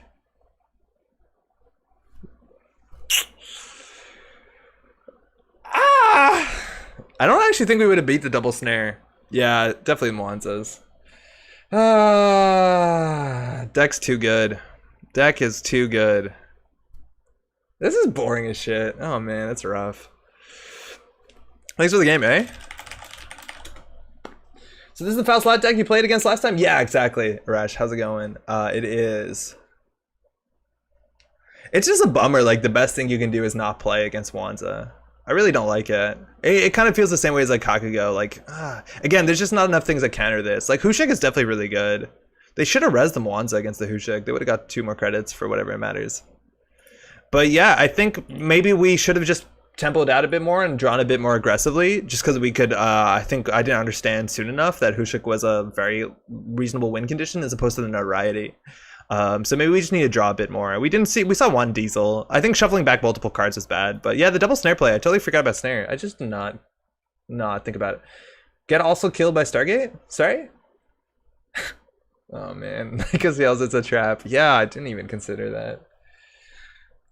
Also, WTF 17 tokens on Turning Wheel? Yeah, but like you can't use it. Turning Wheel is kind of useless against Harpsichord. With Mwanza, like you're gonna access the whole hand largely anyways, and access a lot of R&D, and you can only steal 1 agenda. So like this was good early game, but then once we found out it's Mwanza, the Mwanza loses to Stargate. You're right, Mwanza does lose to Stargate.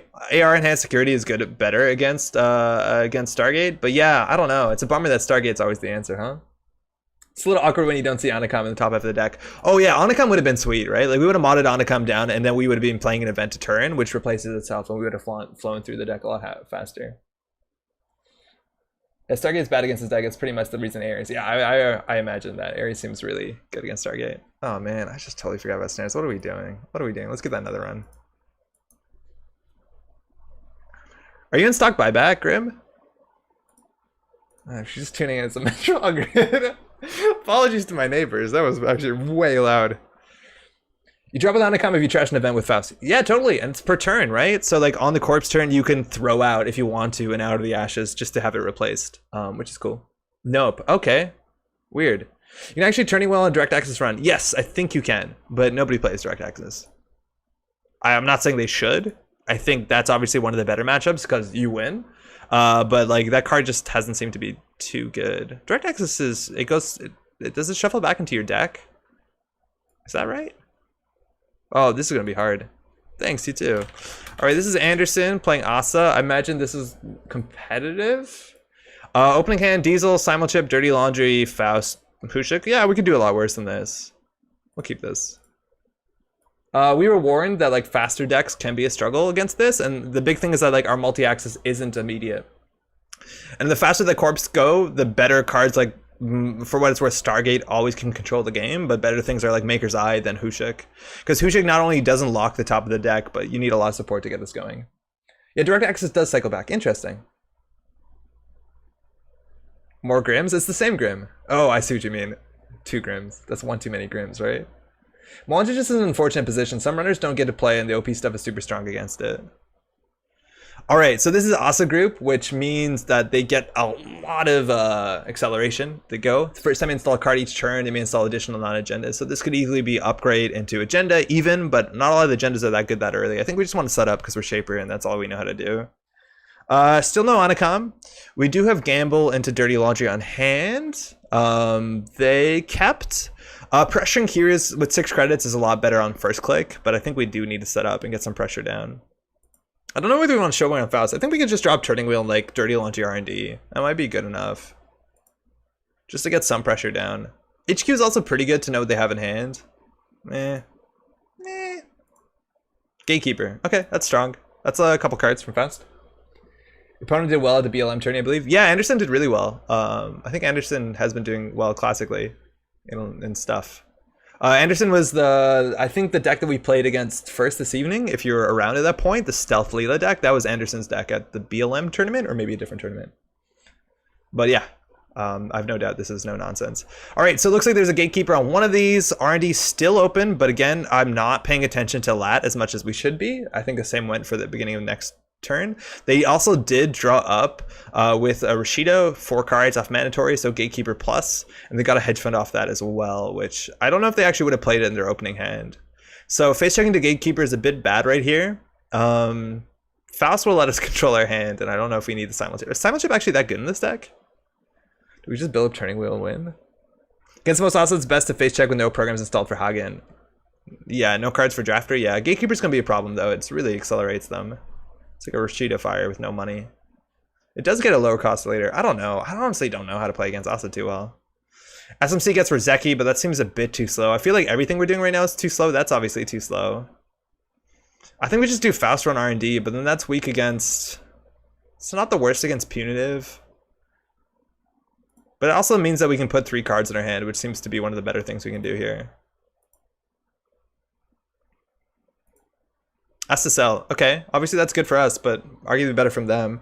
So we could discard down to 3 cards and throw the simulchip and Out of the Ashes to get a free run. I think that... I don't know if that's worth it, because we kind of want to face check here. That's kind of the issue, right? Like, we can throw out 2 cards to gain a card. It's like reverse 0. Is it worth it? Brick says it's good, and Brick is their deck.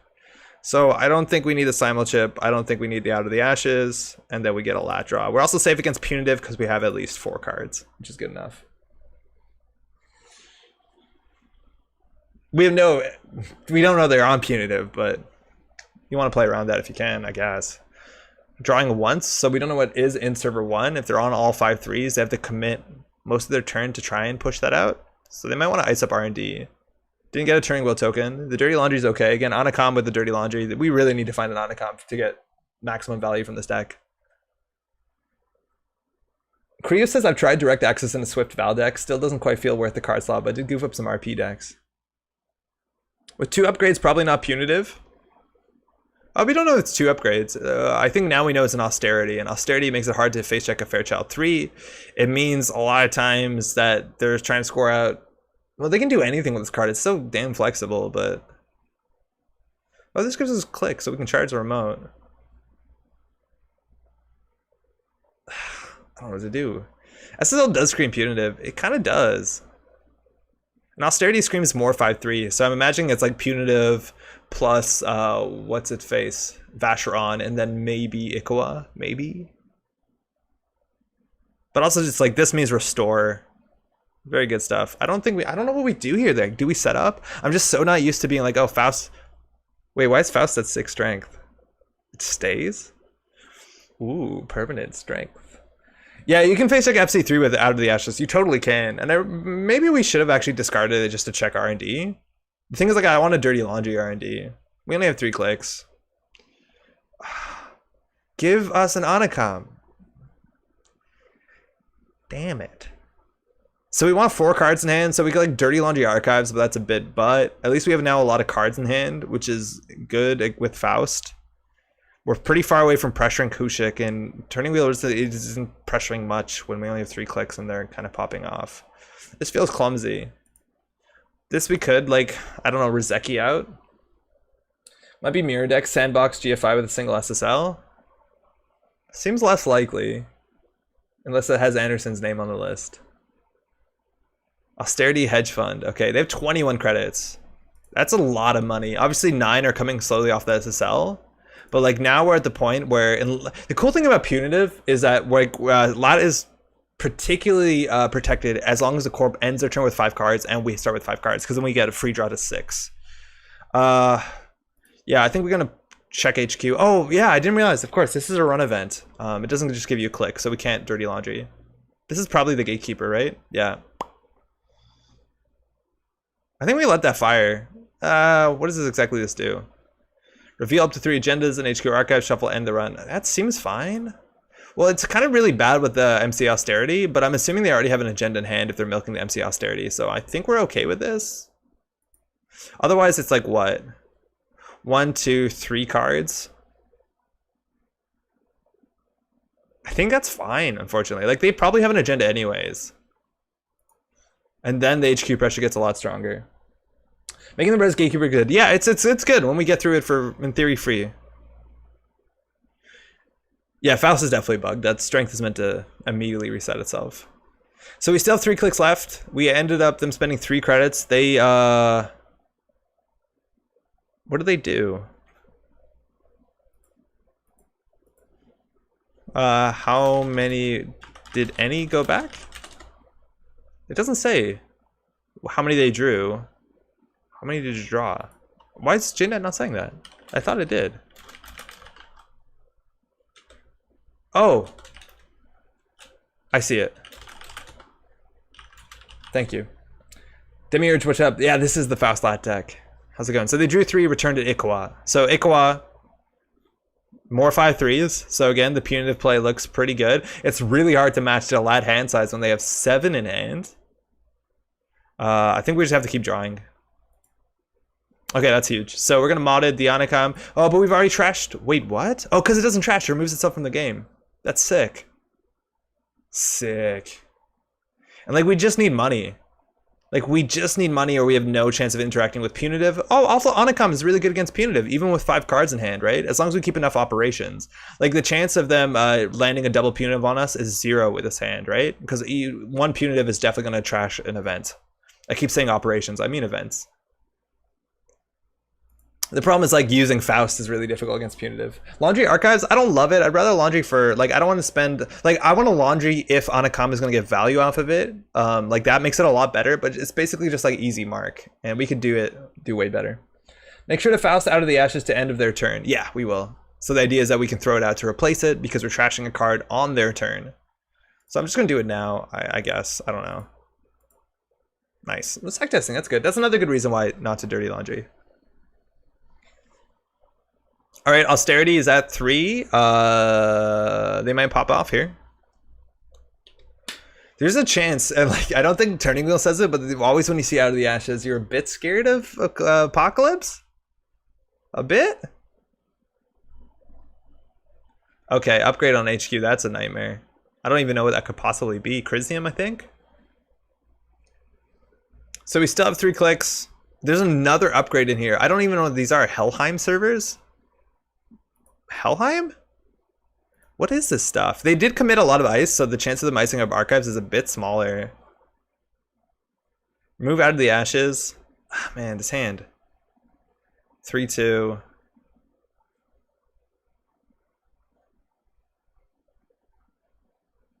I have no idea what we're doing. Jinja? Oh yeah, it could likely be Jinja. Actually, both of these Jinja would make sense because they just want to get agendas in hand and MC them out. This feels bad. Do not feel in control. So, draw 1? I feel like this SMC is doing nothing, and we definitely want to get like a Rozeki down. Unfortunately, we pay 4 for that, so it takes a while for that to pay off. I feel like Anakam and Lat will get around punitive fine, so we just need to get accesses.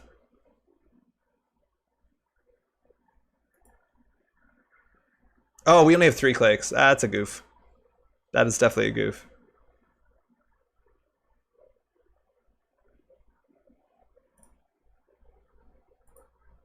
Keeping the SMCs around is kind of interesting because it makes Simulchip good, but I don't think we have any targets for Simulchip. Like, you can just trash an SMC to Simulchip something.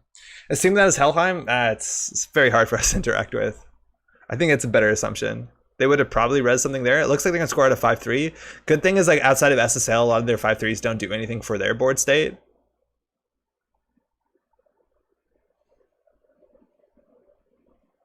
Oh, we're threatening Claude.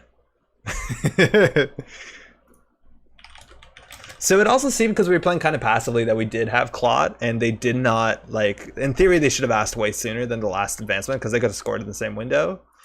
We do have 4 clicks, though, which feels good. So we can, for free, get basically 2 credits. Is that worth it? Nah. I think we also want a dirty diesel and then, like, run R&D. Actually, probably is worth it.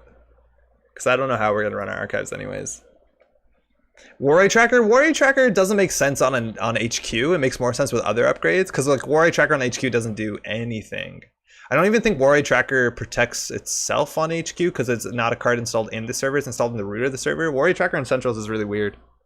It's like better on R&D obviously because of Stargate, but against It doesn't make sense on for Shaper at least. All right, this draws us 4.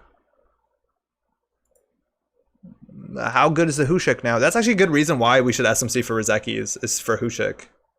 I feel like that might have been something we wanted to do a while ago now. Like every turn that you don't pop the SMC is, I guess the thing to say was our clot threat, but Eli. Okay.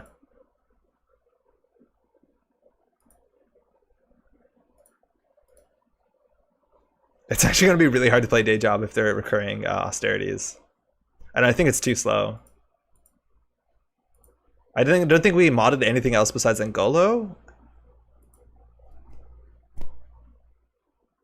They could be on IP block, so keeping this around kind of seems okay.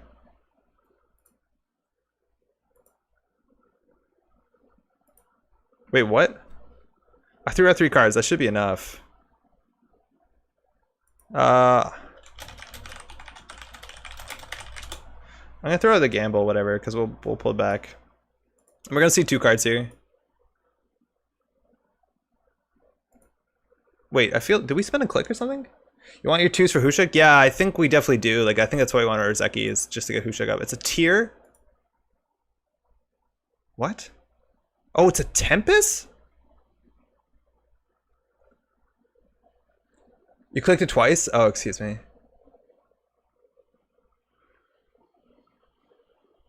Huh? Okay. That's interesting. So we either pay 4 credits or take a brain damage. Why would brain damage matter? That makes everything more interesting. Like, are we now dealing with whatever that shiny blonde guy is in a chair? Are we dealing with, again, I can only think of the shiny blonde guy in a chair. I don't know his name. Do we pay 4? I feel like no. Then do we have to trash this? No, it's like 0. Oh, brain damage is really bad with lat. Yeah, that's huge. That's huge. That's huge. Okay, lat tech, lat tech, lat tech, lat tech, lat tech. I think we do trash it. Yeah, you're right. Ryan Knight. Yeah, that's it. Okay. Well, great. They have 5 cards in hand. Click for credit. No, we bounce Eli, don't we? They're going to rue that Eli. They also are drawing a tier right now. Ooh, Rozeki, that's good. Gamble cred? I'd rather do gamble turning wheel. But gamble cred is fine too. It's just like we're so far away from Rozeki closing the game. Sorry, Hushik closing the game. And we're going to need, unless we get the notoriety, which is a bit more difficult if there's a Chrism or Helheim on an HQ, we're going to need to access a fair few agendas. They probably have, they're only on 3-pointers, like what? They have 7 agendas in the deck. We need to steal 3 of them. Round, shiny, blonde guy in a chair at night. You know that guy. That's how he shows up. All right, server 1. Oh yeah, that was actually a really cool thing Damon Stone talked about. We mentioned this earlier. Damon Stone dropped by the Nisei tournament. It was the only part of the tournament I really got the opportunity to see. And one of the things he talked about was like the inspiration of some of his characters. And I was talking like specifically, they asked what is one of his favorite characters, and he mentioned Victoria Jenkins and explained how like his characters are based on real characters and how Victoria Jenkins is an amalgamation of a lot of strong Black women in the media and in like who was mentioned. There was a lot of like different parts from different people, and it's wild. It's super cool. Yeah, exactly. Paradise song, the Jenkins lore was so good. Oprah, it was like Oprah. Oh shit, who else was it? I think Beyonce came up. Shit, it was cool. It was really cool. It's so cool to hear lore because like Damon's like a really strong lore dude. SMC for Reki before start a turn. Yeah, I feel like we probably want to do that. I think that's a good call. We can mod it out this Rozeki just to get a card draw. Okay, double ice, so we can't bounce off of it. They have something in the remote, but if they're only running 5/3s, this is more likely a Rashida than anything, and I'm kind of scared to contest it because of Helheim. This easily could be a tier as well, but they're short a credit. I think tier makes a lot of sense for brain damage, I guess. We'll just mod this down for value. Ooh, Beth is good. So we want to end with 5 in hand. So we can do draw Beth, run archives. Technically a plan. If Beth ever gives us clicks, that's huge against HP, especially against MC Austerity. I feel like they should have put a tag on it. Yeah, they're talking about specifically like how Victoria Jenkins started as like a. He used a word that was really good. It was like a mix of model and spokes model or something. Shit, I forget. It's cool. Oh, that's wild. Adonis. And how they kind of work their way up the ranks, which is a similar story to Oprah from what Damon explained. Well, it has dead eyes. Destroy the golem. Are you human firsting the Adonis? So it looks like there's a Tempest on HQ. So probably some agenda's in there. Could be a bluff. Oh, whoops. Looks like they archive memories for Tempest and they want to put it on the remote. So this is when you build one of those remotes that you just don't run anymore and win on Central. It's classic. Scorpdeck, I wonder what else. Yeah, it's probably really, really spicy. All right, Paperclip, another fine thing to mod. And that's an okay way to get into R&D. They do have the tier credits, and I don't know what the strength on tier is. It's probably like 8. Surprised Netrunner doesn't have any Grace Jones references. I don't actually know who Grace Jones is. Mercs and by any means the remote. I think you do paparazzi. So it seems like there's a Tempest on HQ. This could be double Tempest. We can always discard. That's a really wild combos. You can discard the Paperclip with Faust to run this. I think we're gonna just like Dirty Laundry Archives for the card draw and then charge here. Yeah, I think that's good. How good's Hushik? 2, 4, 6, 8. It's probably good enough. I don't know what else we could install. Like we can't install another training wheel. We can install this, but this to get Hushik, it's just good against IP block. There's nothing really in faction that has this besides Loki that we care about. Yeah, we'll try it. 7 for tier? Tier's 10-7? Thank you. Okay, there's the tier. So luckily that's a lot of their money. Now clicking through this would be a problem. This deck doesn't actually have a killer, so we're gonna have to Faust through this, which is incredibly expensive. We also can let some of these fire. The brain damage seems like an issue. Trash install 1 runner card. We're 2 simul chips down, that's an issue. This is just gonna be an issue. I don't think we have the cards for this. So 2, 3, 4, 5, 6, 7. No, we can do this. The Tempest might be lethal, but we can do this. We're not letting any of these fire. We should have dieseled first. We also, in theory, could just let the end of the run fire, but we spent too many cards. Nah, we'll do this. We could die to Tempest. They can't fire Snare. And now we can install Paperclip, which is really cute with Faust.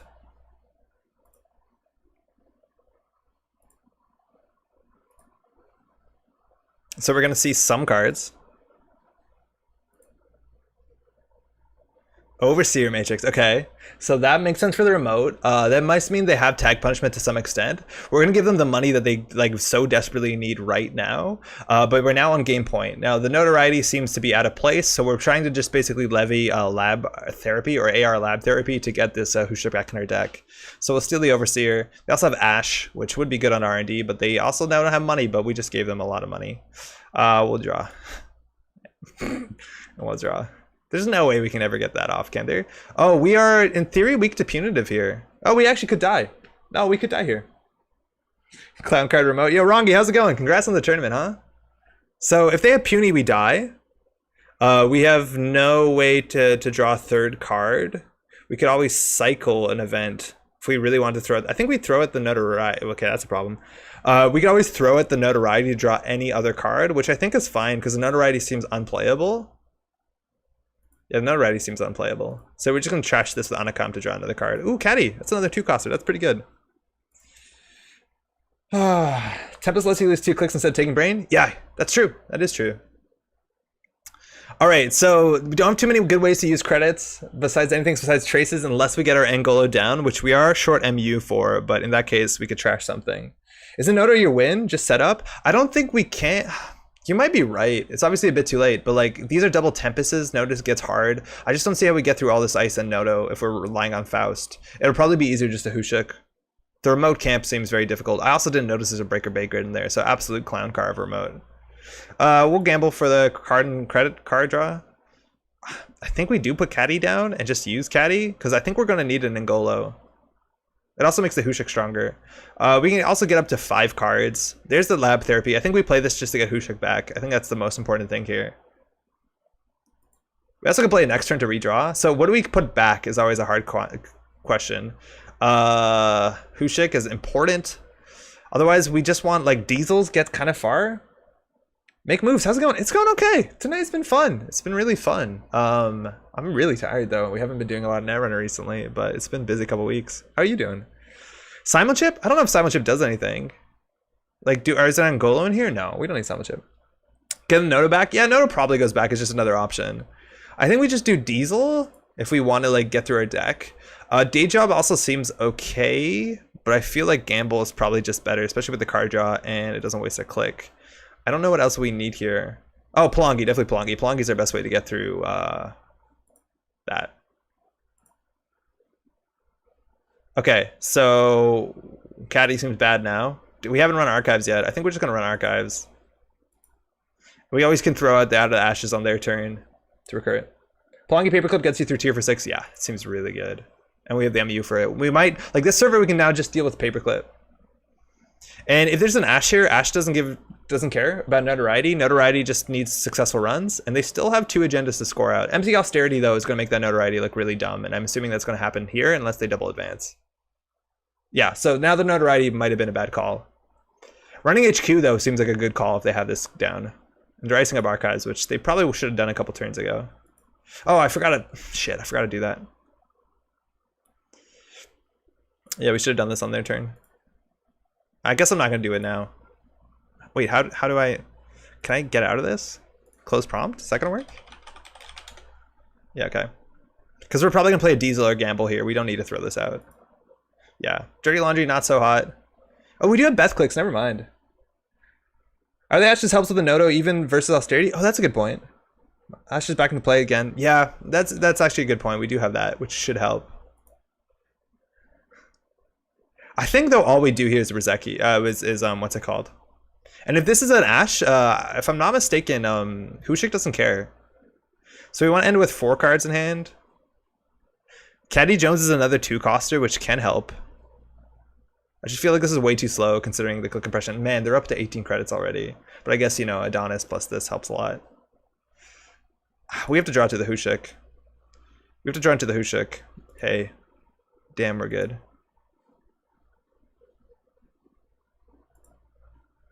Okay. Question for the group. Not that we have a banned list for a bit. What decks are you enjoying playing? What's the most fun thing you've played? It's a bummer for me. I have not the ability... Oh, yeah. We should have discarded an extra card for a lot. You're totally right with Faust. I haven't had the ability to play too much since the ban list has come into play. What we have played, we've played Argus, which seems really good still. I played Jinteki RP, which I'm not a big fan of too much. That was today. This deck is fun. I couldn't tell you. I haven't played anything that's been like too wildly new as opposed to just like old archetypes that are tuned up. Ash stuffs Hushik? Wait, actually you? Does it? What's Ash say? What does Ash say?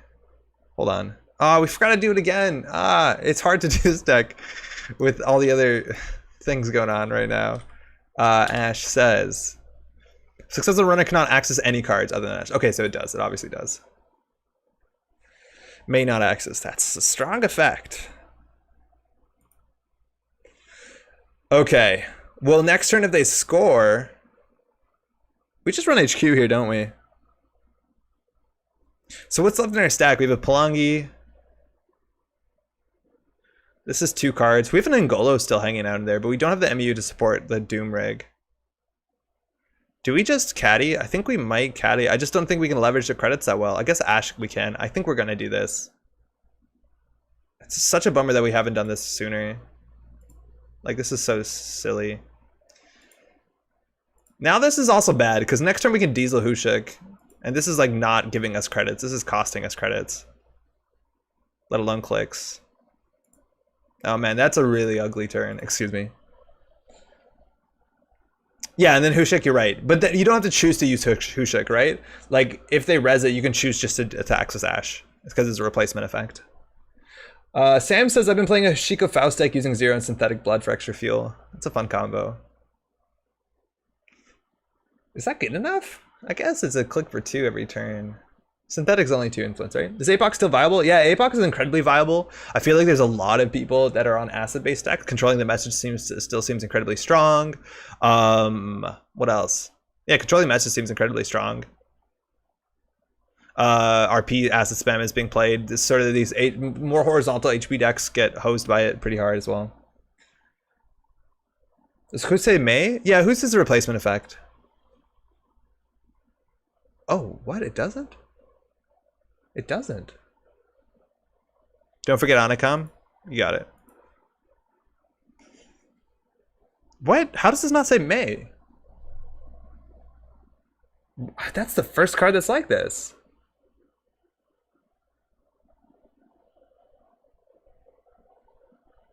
That's wild. I had no idea. Yeah, like sec testing.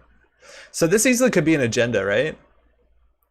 In theory, it could even be a vanity and they could win. Could it? Yeah, I guess it could.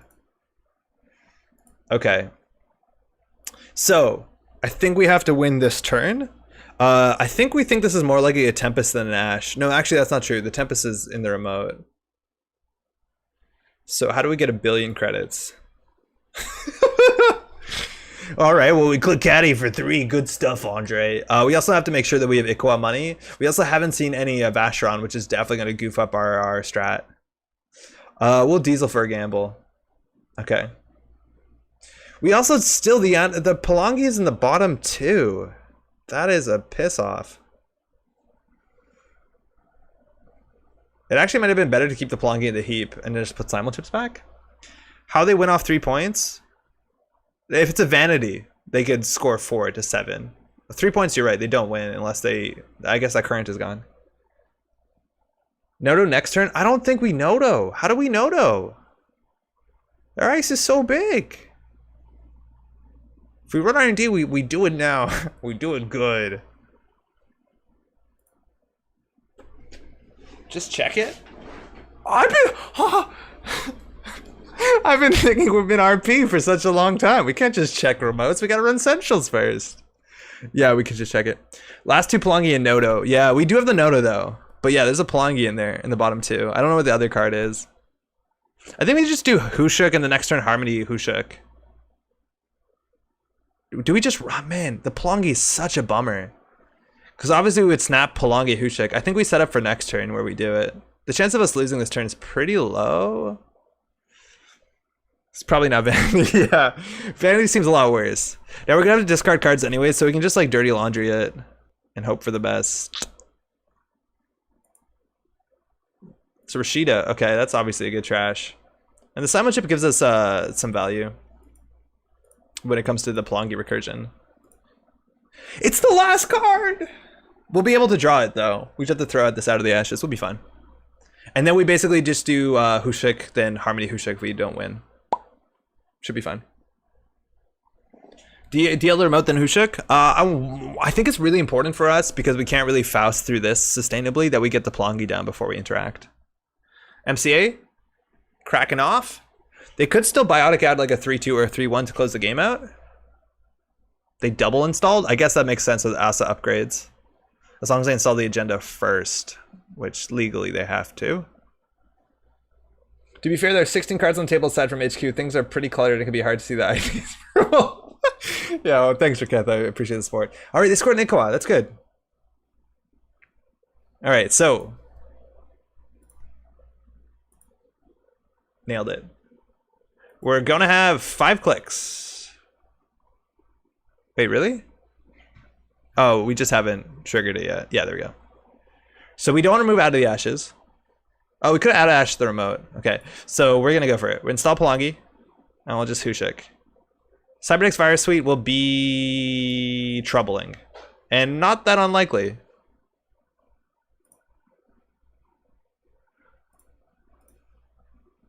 We cute. Looking good, friends.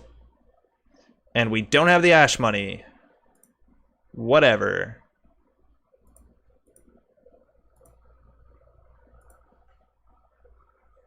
It's an Ash, right? It has to be. You also know to win this turn? It's unlikely. But technically possible, you're right. The cool thing here is they have to really jam the Ash because we have 10 strength, 10 link worth of link, if you know what I mean. It's a Tempest? I don't think so. I think the Tempest is on this remote. Probably trying to figure out if Ash does anything for Zushuk. Yeah, we had to read that one too. Yeah, there's an Ash. Okay, so we have 1 link. We have 9 credits to boost into it. So if they want to make this unattainable, they have to spend 7 credits, which is bad for our Beth, but it buys us a window. Unfortunately, the Hushik draws nothing once it's trashed. And they can't really purge because we can like go back. So I think all we do is caddy click credits, and next turn we harmony for only the Hushik, like a absolute hero. Trace 9. 4. Why? We can beat that.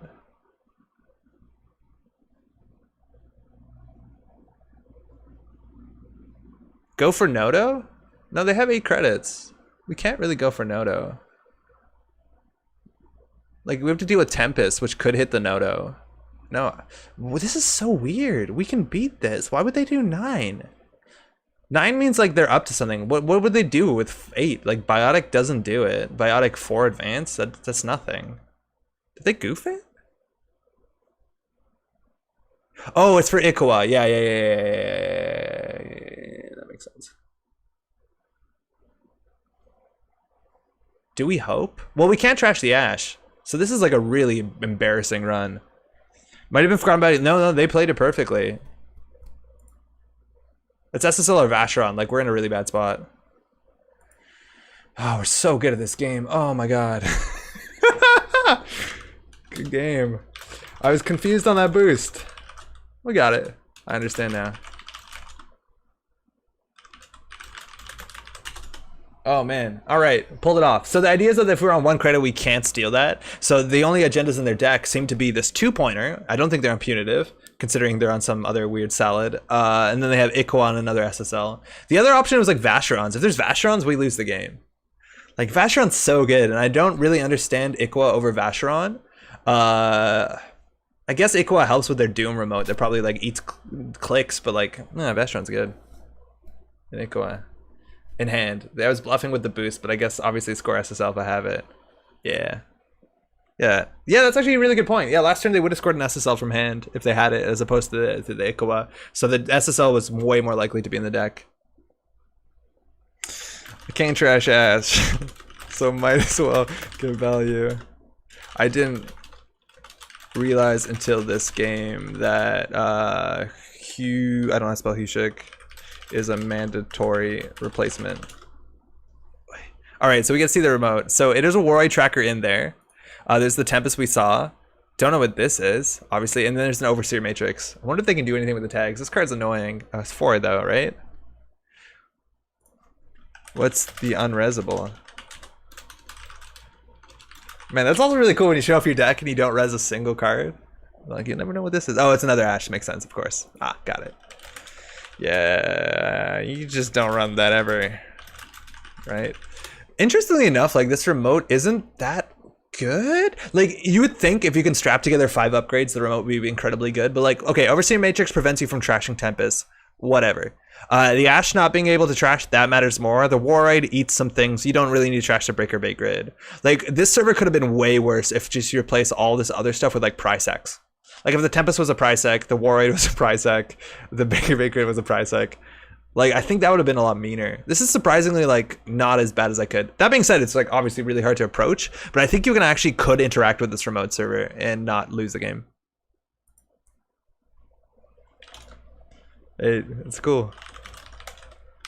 Tag punishment in there. We were playing like punitive since very early. None of that stuff actually does anything protecting the agenda of the Ash. Yeah, the Ash is, I think, the best part though. But like, if we have way more money than them, the Ash, like, it's like a 4 extra credit attacks. For us, it's 3 because of Link. I guess they could boost into it, and you just don't trash it. 1 boom. Yeah. Nice. So they do have a boom. I didn't even pay attention enough to what we saw in the Hushik. So Gatekeeper, Ash, Fairchat, Overseer Matrix. Vitruvius was the 5th card. So thank you, Caddy. You were worth it.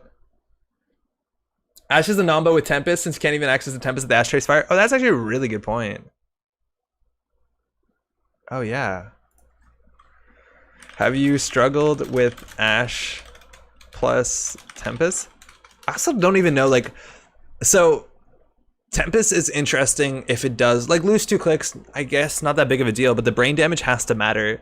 And like, I think Lat specifically, obviously the brain damage matters because we want to keep as many cards in our hand as possible for Lat ability to be relevant. But like the fact that they're not running Snare or Punitive, and Punitive even, like, the damage doesn't matter too much. Like Boom will kill you if you have 5 cards or 4 cards. Choosing to play this deck commits you to a struggle. Yeah, that's a good point. Because I can, please. Yeah, that's one of the film critic replacements. I just feel like it's such a bummer that cards like that don't do enough just once you play. I guess the film critic's a bit too good. Trash Ash and get twice the War Ride value. War Ride's a hell of a card. It's an interesting card. Trace 4 is a lot. Tempest is there just to be spooky. Much spook. Seeing a Trace fire on R&D, it doesn't even tell you why. It just starts tracing. Like when we ran R&D and the Trace starts, we're just like, I don't know what's happening. Yeah. I hope you had fun with the deck, Andre. I guess it's a little fiddly for stream. Oh yeah, for the stream, like, it's definitely a bit fiddly. It's definitely very interesting and cool. I do like that. Like, that's what you're seeing here, which is very unique. For what it's worth, like, we did not abuse Faust. In fact, Faust was not even that good in the matchup. It did give us the confidence to run early, but obviously, like, Pelongi Paperclip is really powerful. We also only pressured 1 remote ever, which is a bit of a bummer. The Out of the Ashes weren't particularly good in this matchup, but again, Notoriety is a really strong card. Just like checking assets for free is a really big deal with sec testing. Like, it keeps you relevant and accelerated. For this matchup, it wasn't that important, unfortunately, but we only made a couple targeted runs. But the idea that when you get to the end of your deck, specifically with Anakam as well, and that with the AR Harmony, you can just kind of be like, okay, Hushik recur, that's kind of really cool. And the single Hushik makes a lot of sense. I do feel like we saw last game, if you don't modded down your Anakam in the early game, like, you are going to struggle to stay aboard just because the Faust engine doesn't make that much sense without Anakam in terms of, like, drawing for efficiency's sake. That's not a Lat, and Lat's good. It's definitely really cool. It's definitely really, really cool. I'd be interested to see if, like, a deck like this could be running like exclusive party or something that is more value oriented in more matchups, but I think that's just, in this matchup, the Out of the Ashes wasn't that good, and even then it probably was, and we just didn't utilize it enough. You have Netmarker and you pay into Marcus Batty, you'll show how much the corpse spends, and then wait for you to spend cards from Net. What? Hey, cheers. Thanks, you too. I didn't know about that. Wouldn't the deck be better with buffer drive since you're trashing on both corp and runner turn? Well, yes and no. The thing is, like, the cards that you're trashing a lot of the times, like, you don't care. Like, you were seeing the sort of things where we were Harmony Air. Okay, so buffer drive is cool because it lets you use Faust for longer. But the thing is, like, that isn't an issue so far in the very small sample size that we've played. Firstly, it's worth noting that buffer drive is a bad tempo play. You could mod it out. But yeah, as Brick says, it could be important in a heavy damage meta or something. But like, at the end of the day, one of the best things we could do is get to the end of our deck where we can ensure that we keep drawing Hushik and making our deck like 5 powerful cards. Like, a lot of the times on the corpse turn, we're throwing out what's it called? Like, we're throwing out an Out of the Ashes from our hand, and we want to keep that in our heap. Like, I don't think that makes too much sense. I'm also interested in whether a damage meta even exists at all. It seems like most of the damage that we're going to see modernly is going to be burst damage. Like, we're seeing Ronin kill combos with bioethics as opposed to grind. Without like Kakugo, there's not a lot of grind existing unless like Builder Nation somehow gets good. And even like, it's a 40 card deck. Maybe that's good. I don't know. City Works Project seems good. That deck liked Kakugo too, though. At least now has more influence to work with. So I don't know. I never liked buffer drive. Like, if we just had 7 more cards here, it actually would make the deck worse. Because all we wanted to draw is Hushik. Kind of funny that Anakam, Harmony AR Therapy plus empty stack equals Deja Vu. Yeah, it kind of does. Wait, Harmony doesn't draw you a card, does it? No. Rumor, what's it called? Does Labor Rights does more. Labor Rights will do it. But yeah, this is really cool. This in Faust is cool. And like, this is something that Nisei said originally, and I don't know whether they understood at the time that Faust would be in the meta is that they said like, you know, Anakam is 1 or 2 good Shaper events away from being incredibly powerful.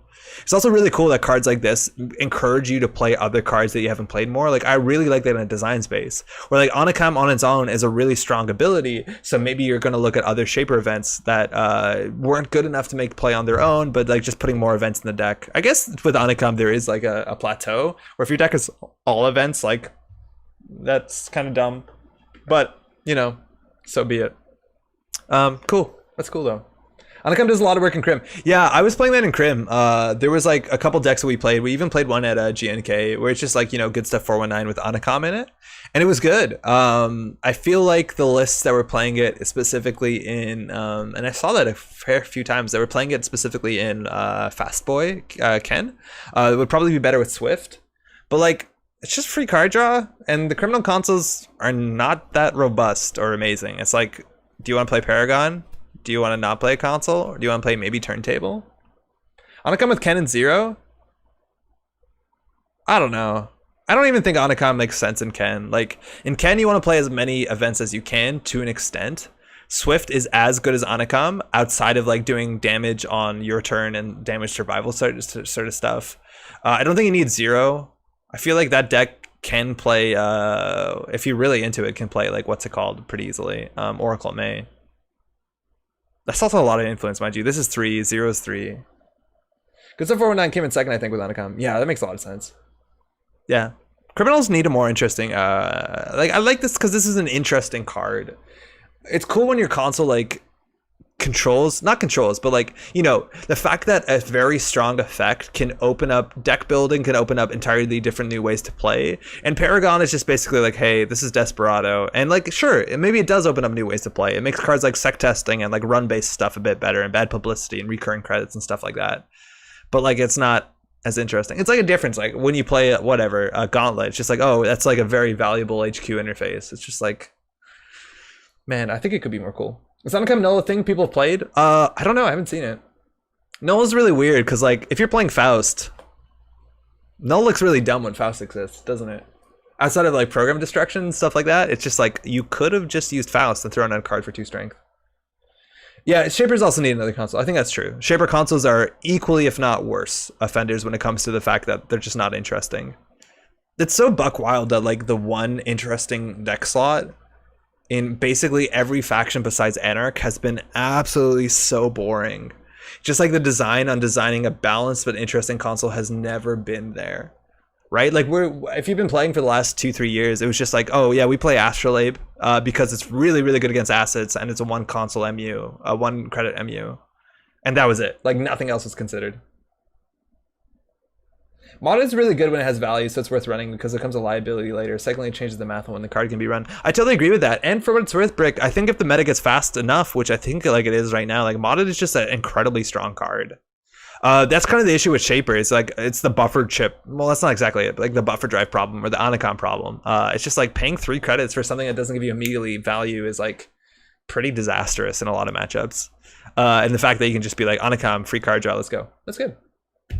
Corey, did I make it just in time for the end? No, it's 11-11. Make a wish, all that. I think we're gonna play one more game.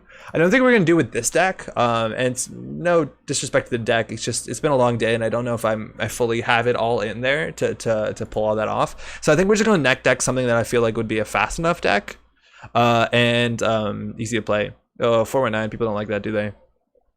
Slee? Oh, it can't be Slee. Slee's the opposite of that. Yeah. Okay. No, it's Slee. You're right. It's Slee.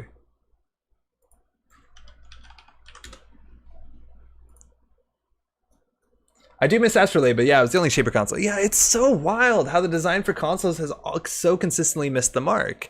And I'm not saying that we do a better job at it. Like, obviously, armchair game design, whatever. It's just like, statistically, it's a very small pool of cards that get C-play.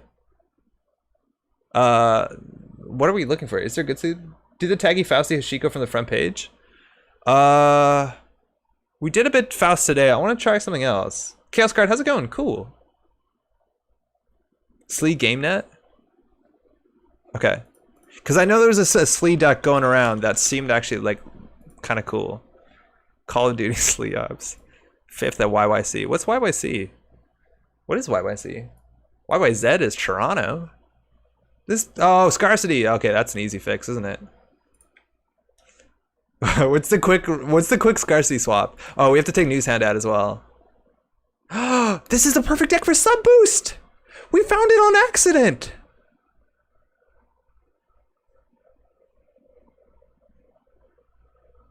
We can do two things in one. Oh, this is beautiful. Okay, we've done so good today. Sub boost is also another Slee counter.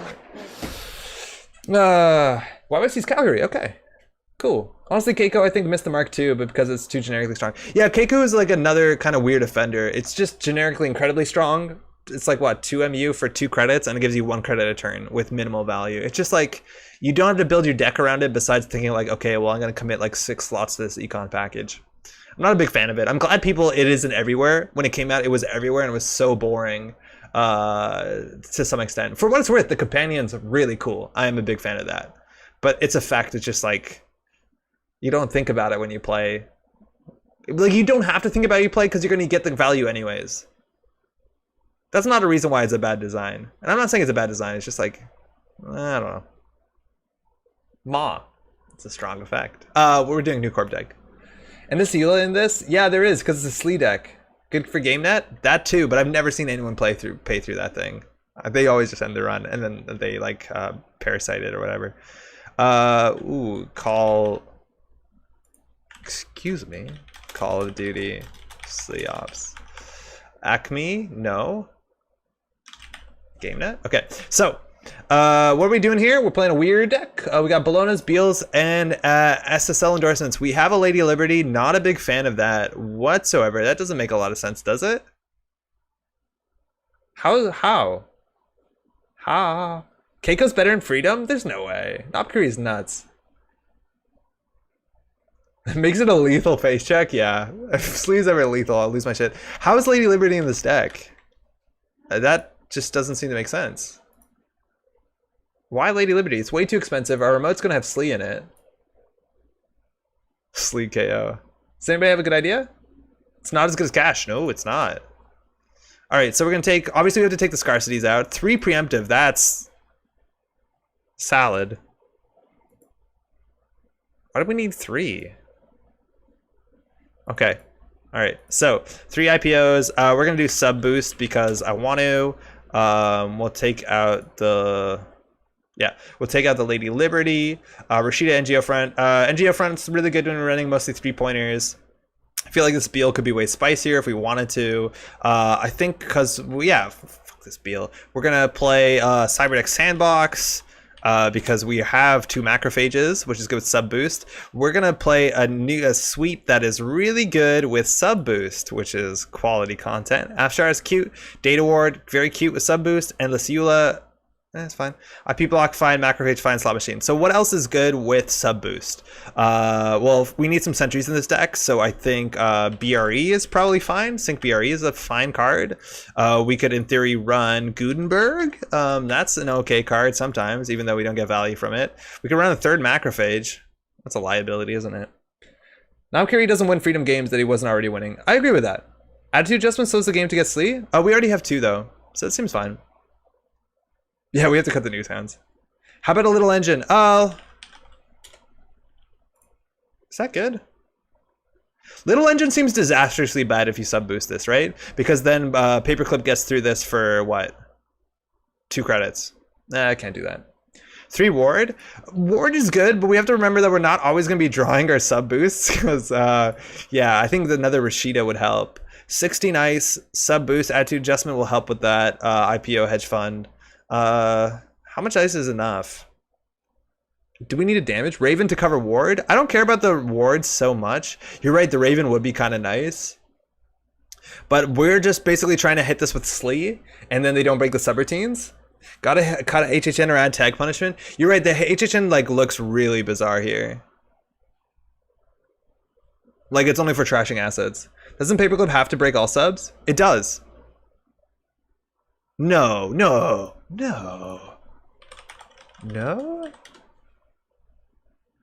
X strength break it up to X, so they can do fewer than X. No, they don't have to break all of them. Slee is attacks, not a kill card. No, it's a kill card. Says they're right up. All right. Eavesdrop data ward. Eavesdrop. Man, I want to run Thimble Rig if we run Eavesdrop. I love Eavesdrop. Yeah, whatever. I like this card a lot. It's really, really silly. So we can cut the hard-hitting news. What else can we play?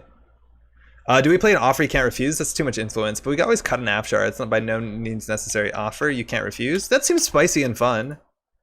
It's 3 influence though. But this is cool because like we can set up a Sleethal. We also could get a Thimble Rig in there, which is kind of fun with Eavesdrop. What were we thinking? I also don't know how much, if we have enough money without a 3rd daily quest. Like we could just add another daily quest. We have to cut 2 cards to get this in here. It seems a bit difficult. Do you need Ash? I don't see how we win without it.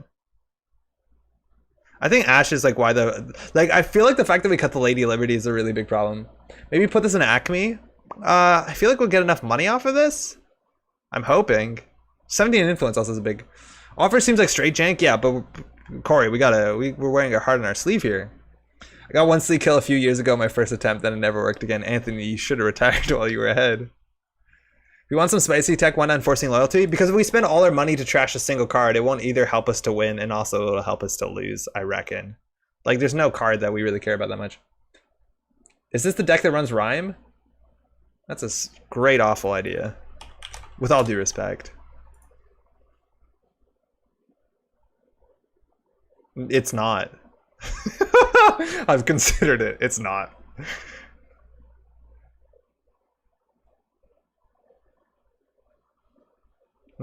No. Any other ice would be better. Gain sub for cards in hand. Komahinu? 3 NGO maybe cards equals net. Komahinu? Does Papa Window give sleep counter every time? Wait, sorry, Raketa. No, it doesn't. They can just break it. Oh, I see what you mean. It's just like we could just run a better ice though. Archives to recur sleeve. That's why we have 2 preemptive. We have 3 sleeves though. I don't think we need to recur that much. Komahinu is like 4 influence though. Gold farmer. Oh, people. Do we need gold? No, we have too many barriers. What's a high strength sentry in faction? We just only have 1 sentry. That seems like an issue. This is not unique though. We could just play this, right? Thoth? Oh yeah, Thoth is like too expensive. But Thoth is an option. Give them 1 tag. Hydra. I like Hydra better. Hydra's like what, 8 strength? Yeah, Hydra is infinitely better. 6 strength. Good enough. Here we go! Flare? Flare is just... Flare is miserable because it gives you 2 ways to deal with it. Either boost, and then like you spend 8 to res it. Like Flare is just... I don't know what it takes for Flare to be good. I don't think it can be. Like the fact that you spend 8 and then you still have to win a trace is nutty. It's only like a trace 5, which is definitely not the worst. But like if it's really bad, the runner can just boost into it. Hydra seems good. Well, Corey, the thing is like a lot of times you res Hydra for 5 credits. Like as long as you have the 10 credits up front, Hydra can refund half its cost. Or is it 3 credits? I forget. I feel like it's half. Speaking of Canadian airport codes, I just learned that the Y at the start stands for yes. Apparently, we are the only country in this really weird airport naming convention. Wait, what? Speaking of Canadian airport codes, I just learned that the Y at the start stands for yes. Apparently, we are one of the only countries with this really weird airport. Why do we need to name yes in front of our... Turnpike is a decent ice to be sub boosted too. Oh, actually, yeah, we're playing. We should definitely put Turnpike in this deck because we are, you know, game net.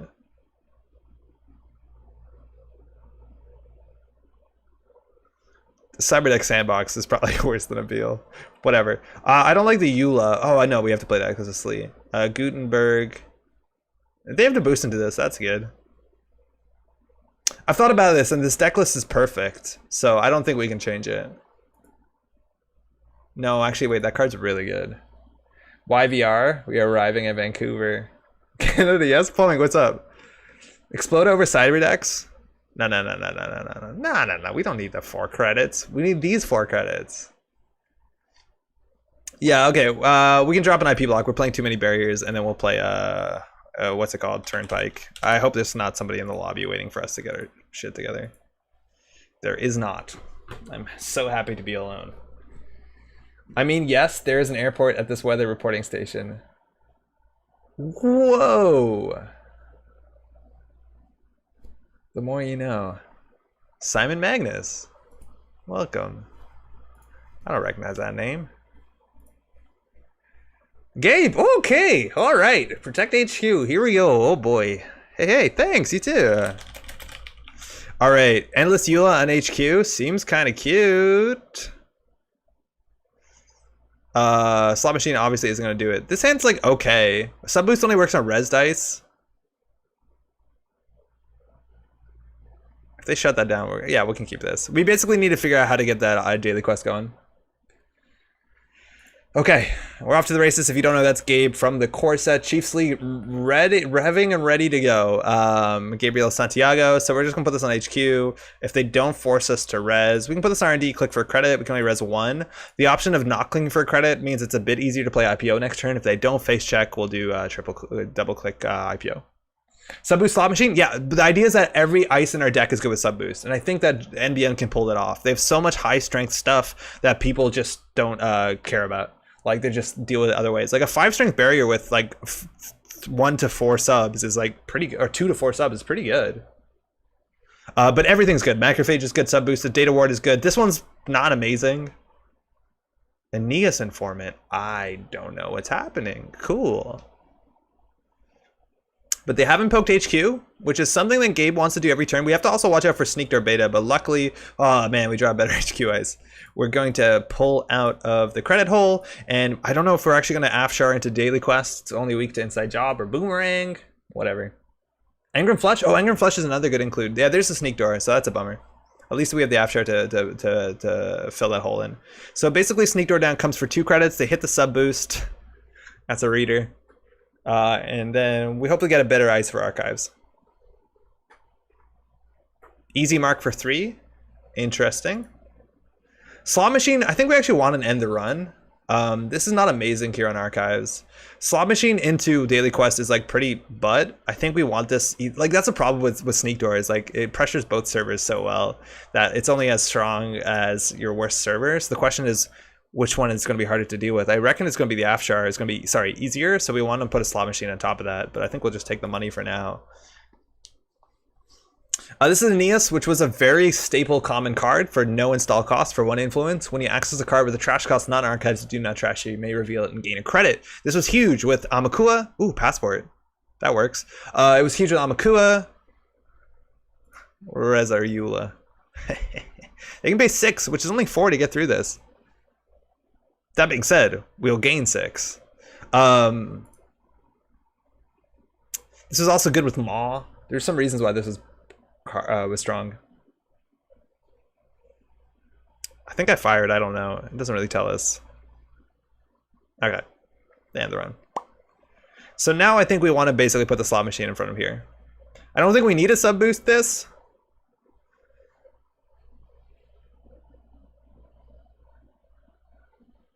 Slot machine becomes painful with Slee? Yeah, it does. Attitude adjustment? I don't know if we really want to play that. We'll draw up. Okay, Bologna is a bit hard for them to steal. We'll put this in archives and play a bit slow. Like now we just want to get remote ice. The problem is like not a lot of our ice ends the run. Unfortunately without sub boost support, which means we have to res it, which means I have to run it. Yeah, sub boost on this isn't amazing. It does give it 6 subs though, which Slee doesn't care about. And they have good money.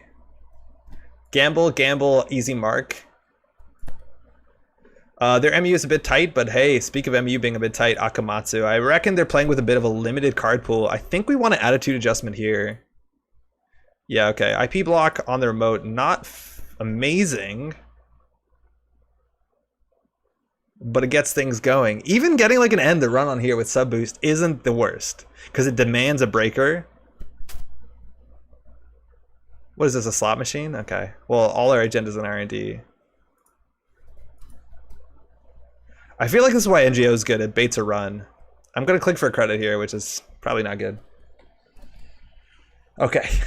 Gotta get that Slee off, but they did unfortunately face check into our one big bad friend.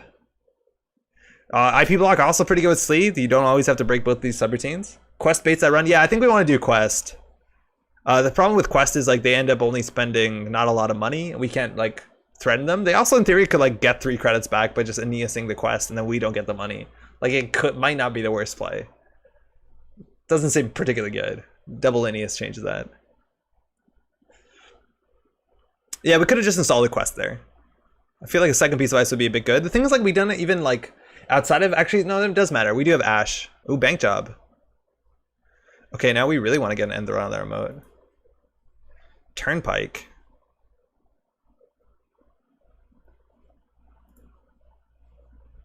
I don't know how we win. They have MU.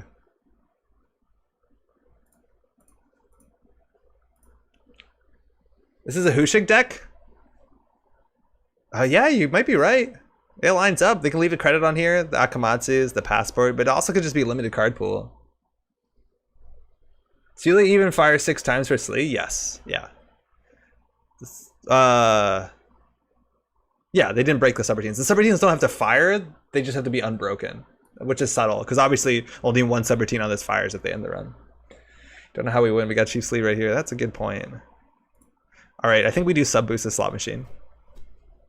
All right, program hardware, public terminal, that's a lot of run events, and double alias, which is a sentry breaker. So this looks like they only have aggression for centrals. Unfortunately, our better ice is not on the remote. So we're gonna fire and broke. Oh, I'm so sorry. Oh, sorry.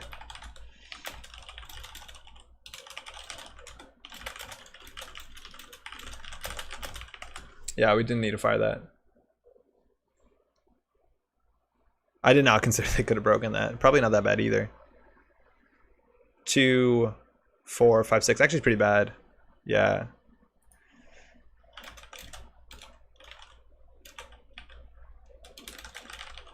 That's awkward. My bad. Someone who played Hushik Leela for months right now. Trust me, this is Hushik. I believe it. Okay, it's actually I'd let you fire them. Okay. Hey. Ace. Sorry about that. All right. They're in. There's a 6 credit swing. We have to get our bucks also. They stole a Bologna. That's more bucks.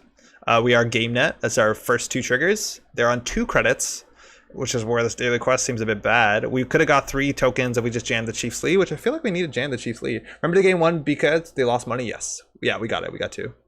Wonder if this is an APOC deck. I think with double Akamatsu, it's probably not. I think with Aeneas, it's probably not. But you're right, the central bakers do suggest that.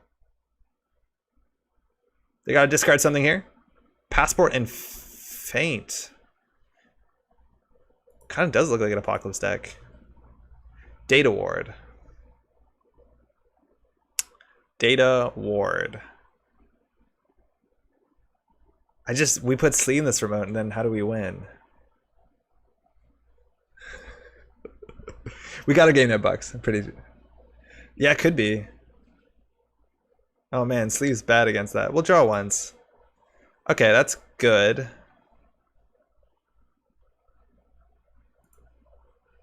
Unfortunately, they inside job this, right? I think we need to get another ice on HQ. I don't like how this is going. I feel like we're going to struggle to close the game up. Put Slee behind DW in a new server. I'm really worried about APOC now. I forget what the 3 cards were. It's like Feint. Alias Public Terminal. Okay. Public Terminal also means probably not an APOC deck. That's coming down. Now they have no money. I don't know if we added to adjustment for value. I feel like we could just jam this. We just want another piece of ice here. We also could sub boost the slot machine. I forgot that's what our plan was. But I kind of wanted them to hit the Hydra. Well, what does it cost for them to break Hydra? They need to get a 6, which is awkward. So 2, 4, 5, 6, 7. It's not that bad. Slee time. You win with triggering Slee? You're right. I just don't see how we trigger it. But maybe that's the case, is we just have to wait for them to goof it up. I'm on board with goofing that up. It's just like this remote is pretty bad. Like if they contest the Slee, they can get away with it. We didn't have to play the hedge fund there. We probably shouldn't have. Like this is a bad Slee server. At least like the thing is, like, I don't think they charge the remote, right? Because they're only on central owner breakers. And if we want to play around Feint, we want a 3rd ice on HQ. Luckily we have 17 ice. All right, so run event a turn. The Feint is technically now a credit. right? They play for 1, gain 2. Yeah, okay. Okay. Not going great. Okay, this in the remote is good, but then that's their Slee remote. And we have to play around inside job, which they're definitely on 3 of if they're bothering to play public terminal. I just don't know what we're playing against. I feel like we should just rush it. This is the sort of deck, like, right, where their economy is struggling, so if you played hard-hitting news, you have such a big edge, but we're playing more honest Netrunner. And if they're not running, the sub boost looks like trash. The Feint is discarded? Yeah, sure. No, I know that, but I reckon they have more. If they're playing 1. What is that for? Lucky Charm? Polop? I don't know. Third Akamatsu? Yeah, they're gonna Hushik us for sure. This is a second Feint. Ash beats Hushik. We learned that the last game, right? Yeah, but they only have 1 credit. What are we scared of? Yeah, Slee dies. Bologna gets scored. Sorry, Slee, we have 2 more.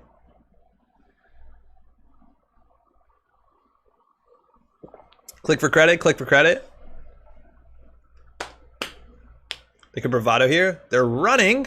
They can't steal it, but they could also just get their bank job off. So it res the turnpike. They lose 1, we gain 1. We're going to Fireland Broken Subs because Alias is only on central servers. So we don't have to boost this. They're going to take a tag, which means the IP block will end the run, let alone they can't get through this. They don't have enough money. So that puts them in an awkward situation. We'll actually probably trash the bank job.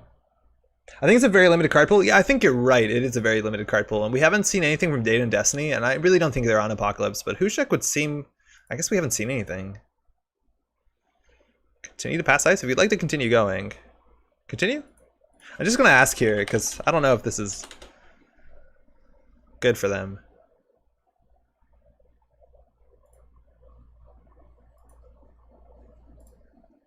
So they have 2 tags. No tag punishment, but we can't trash the bank job. So we can trash the bank job, put an Ash in R&D. I don't know. Probably good enough. 1, 2, 3, 4, 5. It also makes their Hushik a bit worse. It looks like Corset, Honor, and Profit. Yeah, Aeneas is outside of that. This is from a good pack, though, right? I think Paperclip's in this pack? They cleared 1 tag. Okay. Oh, well, that makes that easy. So we'll do trash. Trash. Has it always worked that way? R&D for Hushik, and we'll advance this once. We're advancing this so that next turn we can do something else. We, in theory, could have like IPO'd, of course. We can still score this in IPO. Just gives us more flexibility. And they're so far from stealing this. Throwing out a legwork. Okay. We're not going to do anything like flashy this game, I don't think. If this is a perfect time to jam a Rashids, we don't have Rashids. We're in a really cool first name basis. Inside job, it'd be kind of rough here, but they have no money. Like, they're threatening nothing. I think we just put Slot Machine on the remote. And now just get more money for Ash. I don't even think any of that stuff's particularly good. Sub boost, I guess. What are we sub boosting? IP block. Yeah, there you go. The remote is strong. We made it a barrier. It's still a barrier. He has to get in the run. Play the jank. We're playing into it.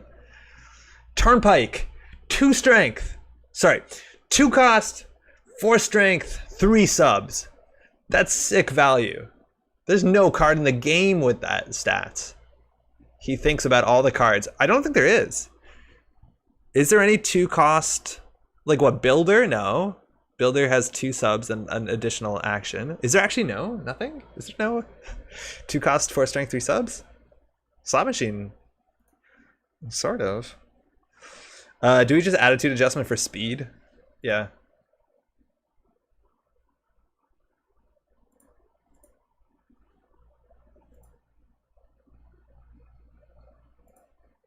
I don't know if we need the money. All right, so I'm just gonna pre-res this so we don't play around falsified. If they run it, I don't care. I just don't want to get money. Kroner's coming down. All right, our barriers are weak. Ike? Yo, what's up, Albin? No, Ike is 1-3. Still very good, but it's no 2-4-3. That's 1-3-3. Throwing out, they have a lot of duplicates too, which, you know, slows down the stuff they can put in their deck. Early bird, they haven't got value out of their terminal yet. Wrong window, gotta do here. So, and there is an agenda there, that's obviously good. We have a preemptive. I really still want the Slee kill, that would obviously be the dream. They're in theory threatening the remote, so... We have one final click. Now, Slot Machine is actually pretty good on the remote. I think we want to do IP block into Data Ward. If we get the Data Ward res and put a sub boost on it, like we're in a really good spot. We're not that weak to Turning Wheel Steal. Oh, sorry, not Turning Wheel, Sneak Door Beta. Do we just sub boost this thing? 2, 2, 3. Why am I holding my ear? Slot Machine seems fine. I don't think we need a preemptive. 2 costs, 4 strength, sounds like a new sound. It's only 2 subs though. We're talking about 3 subs. New remote. I think new remote is really bad because there are multiple bank jobs, and that's one of the best cards in the game to recover for low credits. They also could be on Paragon, but it looks like a limited card pool, so I don't know. But yeah, I don't want to do a naked remote where they can just like bank job it and then jump back into the game. It's unfortunate that like our best play is to make sure that they can't play the game. Ooh, bravado! A Slee might have been lethal here. Where are they bravadoing? Just archives. Okay. So Slot Machine could get counters. Hardware event. Okay. So it looks like that's gonna fire. Nice. Okay. So they have no more money. We gain a credit off of that. And they're just gonna jack out. So they already made money off of that. The triple advancement on the SSL obviously would be the dream. So we could double advance install, or we could do triple advance throw out. I feel like triple advance throw out the IP block is just good enough. Sub-boosted IP block. Oh man, that's not particularly good, right? Against Paperclip, it changes nothing. Against without a corroder, yeah, it changes something. Otherwise, what does this change? It makes it another credit to break. So, you know, like sub-boosting the Slot Machine is such a better deal, I think. Wait, so this is 2, 4, 5 to get through this minimally. If we make it with corroder, it's like 3, 4. No, it's actually bad to sub-boost the Slot Machine. Well, there goes the whole idea. Double sub-boost the IP block. I like that. Okay, all right, hear me out. Now they have to run, right? And there's a lot of subroutines, and we have Ash. This is the time that Slee wanted more than ever.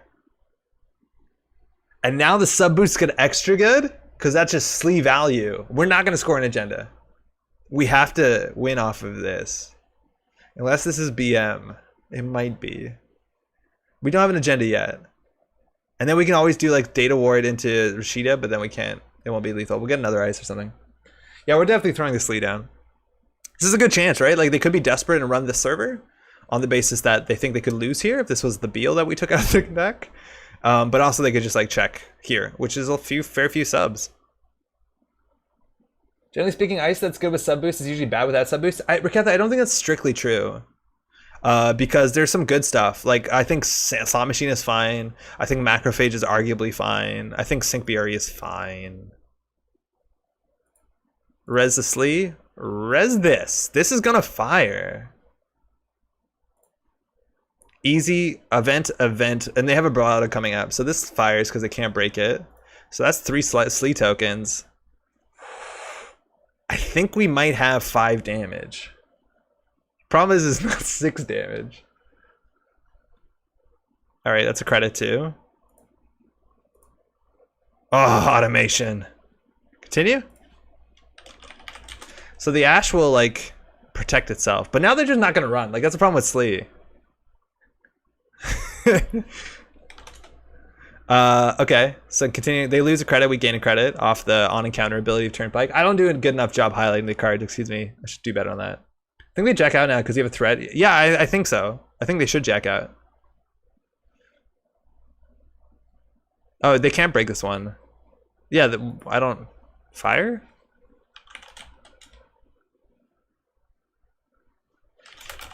Jack out instead. You can't use alias on a remote. Yeah, I think they're just realizing that.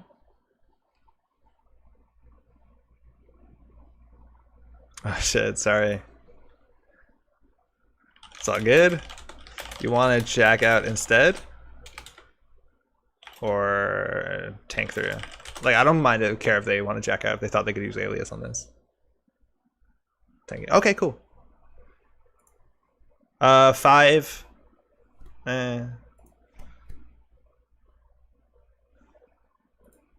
5 is interesting because they'll spend money, but I think this goes through no matter what. They actually, probably not boosting is fine, because if they do boost it, it's like not good for them and we make money back. Okay. So now they have a tag though, so that's another subroutine IP block. I still don't know how we win.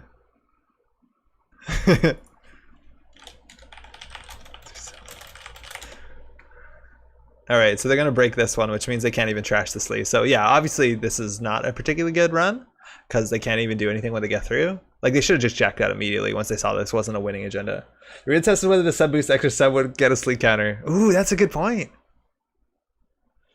Alright, 1, 2, and then there's 3 subroutines. I honestly think we would use sleeve for value damage and then just jam the Rashida. Oh, they boosted the wrong time, that's fine. I think I just paid 3 credits. Man, the sub boosted IP block. If we double sub boosted this, they wouldn't get through. Alright, they're through, but like, why? You know? They can't trash anything. And this is the awkward thing where they just won't play the game, so we definitely need another remote server. And I just don't know what their best ice is for the remote. Data ward's actually fine. So they're accessing. Shouldn't matter. The tag doesn't matter. Get that sweet Aeneas informant value. Oh, that's true. They do get Aeneas. That's totally true. We should have rezzed the Ash. We should have rezzed the Ash. All the custom everything. Yeah, if we rezzed the Ash, they would only get 1 credit as opposed to 2. So yeah, that's technically definitely a fuck up on our behalf. This actually gives us a bit more flexibility in R&D. They cleared the tag, which, you know, I don't think you need to here. There's not a lot of punishment. Like, exchange doesn't matter, close accounts doesn't matter. They don't all seeing eye doesn't matter. All right. Yeah. Okay. Okay. This is how we win, and we got the right order too. New remote, server 2 remote, server 2. Here we go. Did YouTube go down? Wait, did YouTube actually just go down? Did they break all 3 on IP block? Yeah, they did. They paid 5. He dropped an F-bomb. Oh. Really? I didn't even realize that. Whoa, that's scary. Yeah, I think they broke all of it. Yeah, they did 3 subroutines, so this should only have 4 because of these 2. I'm still on YouTube. Yo, what up, Corey? Okay, cool. It's worth noting the last week they did take down the video. Early bird. Whoa! Whoa! Okay. Oh, sorry, fire and broken. Okay, so just trace 4. Give them a tag. And then trace 2, they access 1 fewer card. Which shouldn't matter because the data ward is going to be a problem. Oh, wait, actually, they don't have to boost this. Infusion, how's it going? YouTube's good. Isn't the day after Canada Day we need a release from being the kind of courteous paragons of the world, so 1 F-bomb is allowed? Helios, how's it going? Yeah, we secretly do that in Canada pretty consistently. All right, Chiefs Lee, 5 meat damage. They need a draw or they die. Or flatline. They flatline. I'm gonna try to use that word more. Maybe YouTube cares about that. What? What's happening? Okay, Bravado, they're going HQ. All right, so it looks like they're going to, this is going to be a problem no matter what. They actually can get through this. So they can break 1 subroutine on here to get through, but they're going to be running with 0 money, and then this data ward is going to be strong anyways because they have a tag. This actually will put them at 10 sleep counters. Abstract sleep, also really cute.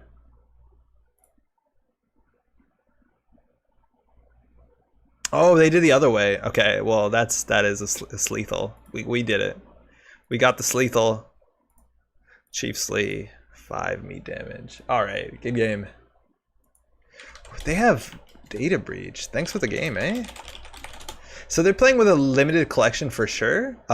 Sorry if we were a bit rough on them. So this is interesting because it's like not a couple packs, like it's different packs, right?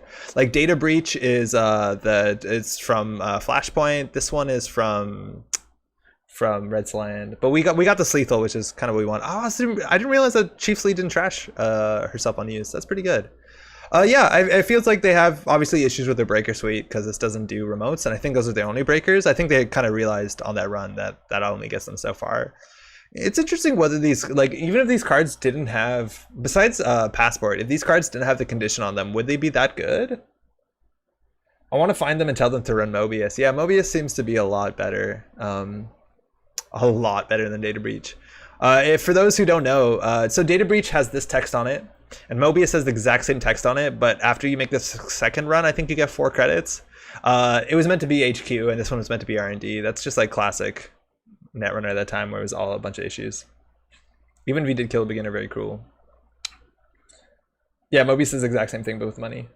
Yeah, Mobius was meant to be HQ. There's so many things about those 2 cycles at the time that were absolutely bananas in terms of quality control. All right, that's a sub boost, so the title isn't wrong. Don't have to change that. What a relief. Yeah, their money was low. This is the sort of thing where like a lot of players get really frustrated with hard-hitting news. Is if they're playing like, you know, if they're a newer player, they're not like net decking, they're not playing more established decks, and then they build something that's a bit, you know, wild and unique and wacky, and then they play against NBN and their econ isn't there, they lose to hard-hitting news. And like, I understand how that's super frustrating, especially when that card came out and people didn't learn to play against it. And that's exactly the same situation here. Obviously, we're not on hard-hitting news, but it's just kind of a bummer where we always have that power to be like, oh, you're new to the game, you're playing, you've ran, you've lost. Like, that feels bad. All that being said, hard hitting news I think is really important for the game. Maybe if it just had the complete image text on it, but like obviously hard hitting news is an exciting game. Did you try Macrophage with Slee? Yeah, this deck has 2. It's also a big reason why we're playing sub boost. How's it going, Marcus? We just didn't draw into it. We also have a sandbox. Yeah, in fact, the next 2 cards perfectly. Eavesdrop too. That's cute. Title should have been Sleethal. I didn't realize we were doing Slee that time. Missed a build for this deck. Did you consider Acme? Ubi, yeah, it actually did come up. We were playing this mostly for the influence and because we ripped off this deck. By ripped off, I mean inspired by. And we just took out the scarcity and then realized we wanted to put sub boost in there and kind of added there. We definitely could have done Acme. Acme would have just made what better? Data Ward is better, IP block is better, but we did end up cutting 1. And that's largely it. Like, I don't even know if Acme is that good. We don't particularly want to play Pachinko, I don't think. And we didn't need the game net credits, but they're nice. So it's definitely an option. I don't think we're using the influence that smartly. Like, Afshar is obviously good in game net. The triple Slee is necessary. And the Ashes seem like one of the better ways we could possibly win. But that being said, I don't know how strong our economy is. We did pretty well, though, with Econ. All right. That's all. I have to apologize again. Ooh, it's 11:51. Apologies that we haven't been streaming a lot. We've been pretty good at streaming like 2 or 3 times a week in the last couple weeks, and that hasn't happened. Here, hold on. Maybe you can see the better camera if we go here. We haven't normally done this in a bit. Hey, yeah, we have been doing a lot of times a better job at doing that. It's been a really busy weeks. I missed a couple holidays, but it's gonna get better real soon. So we're gonna be streaming definitely this weekend. It seems Sunday, and we're gonna be doing more after that. Hopefully some cool stuff. We still have to release a video talking about the ban list. So we'll get to that soon. Got some full screen, yay. This is the work camera. Look at that. Look at that bokeh, the focus. That's largely it. Thanks to everyone we played against today. Thanks to everyone hanging out and chatting in the VOD. Hopefully you're doing well. The summer is continuing on. It's getting warm. Hopefully you're doing okay. Do check out, if you can, the VOD for the Nisei BLM tournament. It's really long. Again, we talked about earlier, Damon Stone dropped in. If you don't know, Damon Stone was the lead designer. Was like I forget his actual title, but he was co-designing with Lucas Litzinger back when the game launched in 2012, and obviously before that, because it takes time to make things, and then was running the game for a while. Really cool to hear from the guy. Said some cool stuff, talked about inspiration story stuff. I don't know, I haven't seen the whole tournament, but it looked cool, so I definitely want to check that in. What your Covenant rank on Monster Train? Oh, I haven't played Monster Train in a really long time because time has been short. I think I'm on 9 or 10 right now. Pat is ahead of me, which I think is a big point of pride. In fact, Pat should have been here today. In theory, I need to message Pat. Otherwise, played Great Western Trail this weekend. Pretty great. You got AC there, bro. The match just get a little sweaty. Thanks for stream. Hey, thanks everyone for dropping by. We'll be back on Sunday. And take care of yourselves.